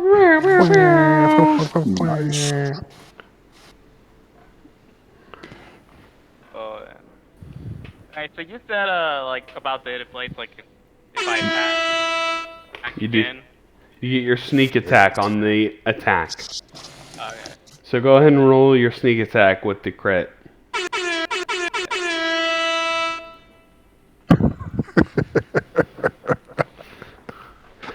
So that means Take you that, can't get it on your druid. bonus. Holy cow, 17. You pull up and you just went shink right into her back. You still have your bonus action, which if you truly wanted, you can also make another attack. You just don't get your sneak attack on the bonus action attack now. Okay. Yeah. But I'm you definitely- can make an offhand attack since you have offhand weapons now. Does bonus attack differ from the offhand or? You don't get the bonus of the attack. So you only roll the d6 and that's how much damage you get. Okay. That's the only difference. Yeah, let's do it. I'm right here. Advantage.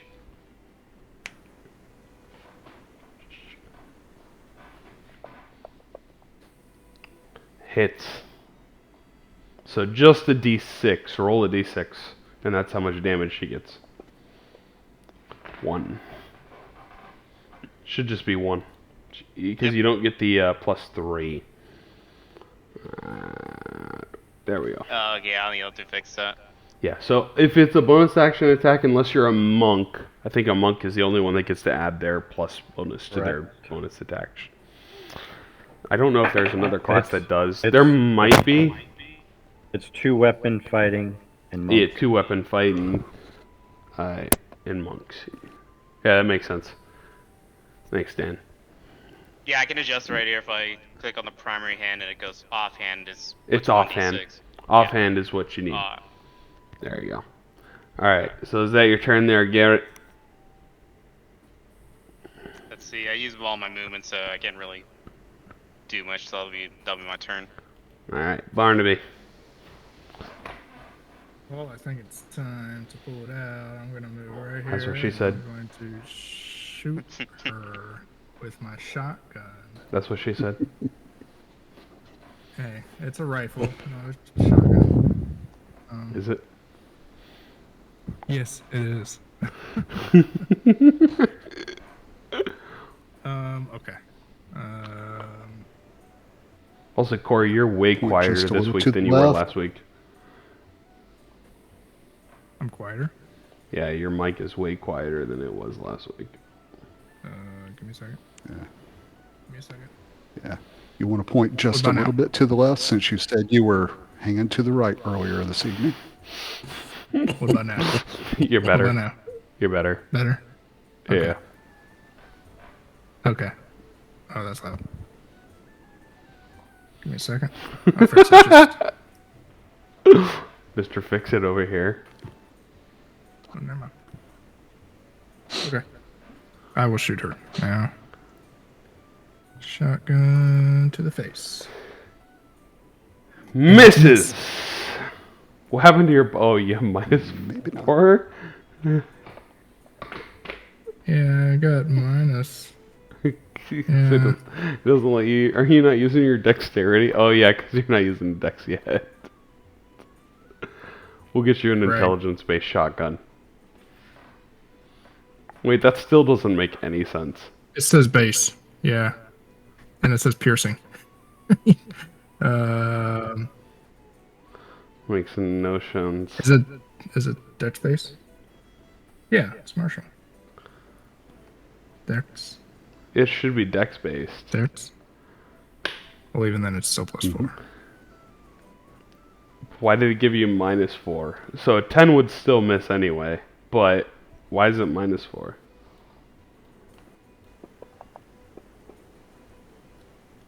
I have 2 Moon of the Weakenings.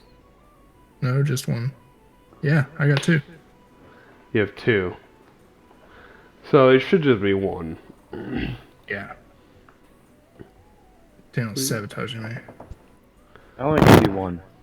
There's 2 on there. There is 2 on there. Okay. Well, I missed. I'll take I'm one. gonna walk away really fast.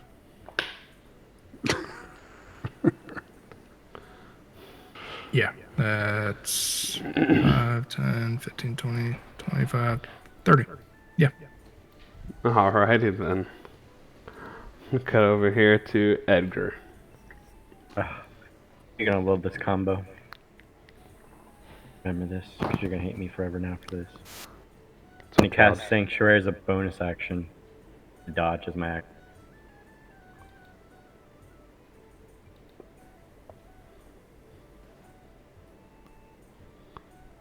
I feel like I've done that before.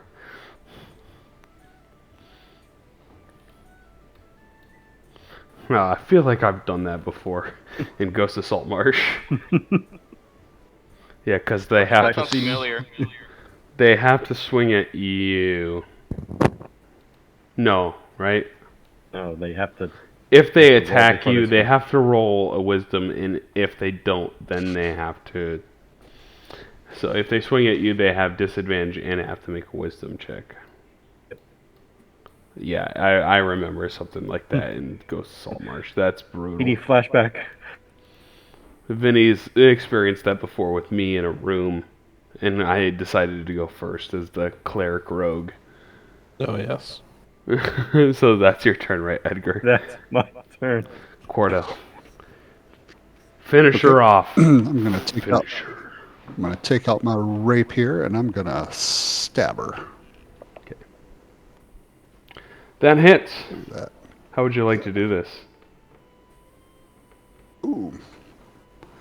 I'm gonna whip out and I'm gonna stab her and I'm gonna say, "Stab through the heart, and you're to blame. You give You love give a bad name." Bad name. All right, Bon Jovi. Cordell Joby.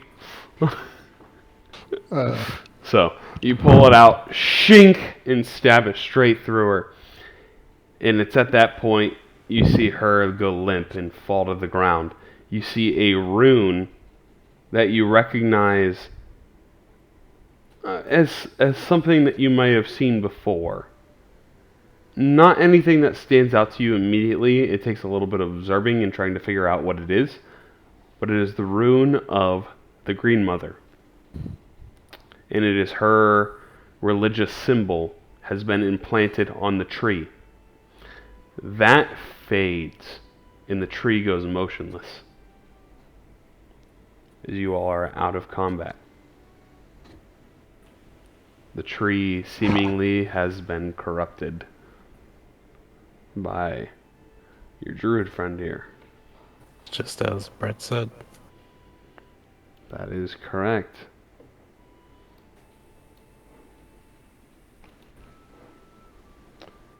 And you all have once again saved the village of TreeFell.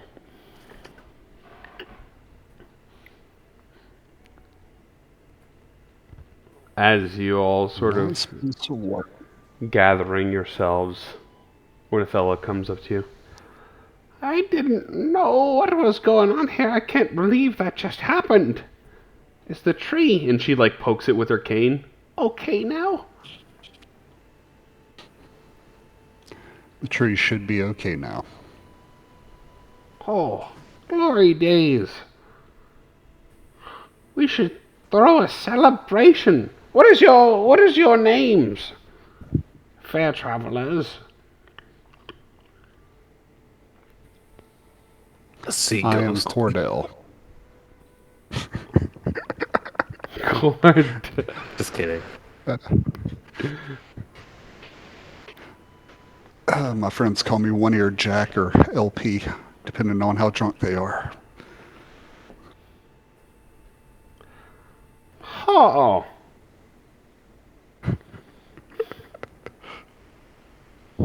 You want our real names or? Ah, what? You have fake names?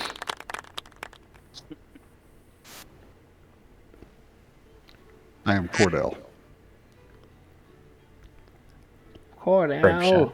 Grape shot. Garrett. Garrett! I thought you in class! Carl Someone's, Weezer. someone's gonna die. My name is Yuri Nader. Yuri Nader? Ah, that's a good name. I'm just kidding. It's Barnaby Stitches. Barnaby Stitches. I like it. How about you, young man? Points to you, His name is Edgar. Sprinkles. Sparkles. Sprinkles. Sprinkles! Ah, pardon my hearing. You're what? Ah! Can you speak up? Ah!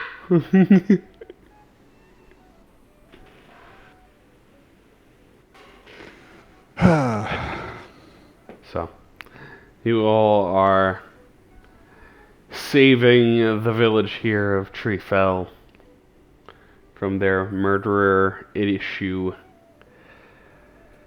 The village chief will offer you each a night to stay and some of the finest vodka or gin ever pronounced to this kingdom, because it's the only one pronounced to the kingdom.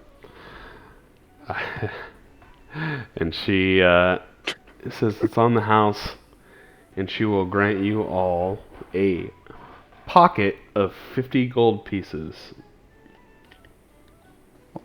Sweet.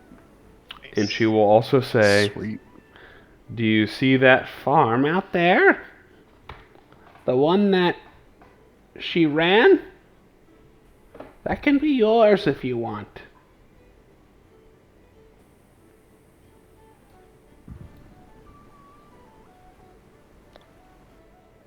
Okay. You can have a little place here in town if you really wish.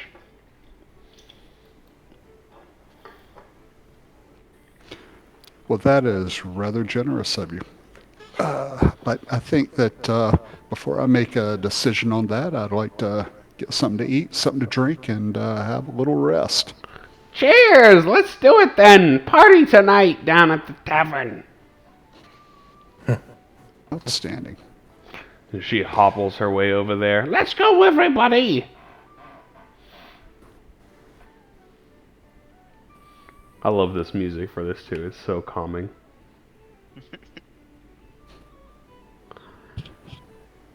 So you all make your way over to the tavern for some cheap and free food, I should say. It's not the best tasting food. And drink for the day. Have your merry way. There's two things I want to cover real quick. I want someone else to roll a d20.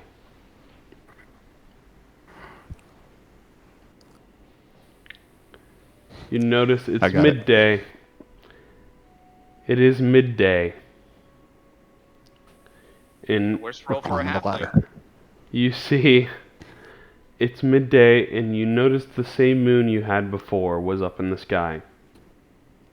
As you all are walking towards the tavern, that moon drops out of the sky and disappears. And you see another one appear. And you all are granted with a new moon. One that's present in the daytime still. And let me read you what this moon is real quick.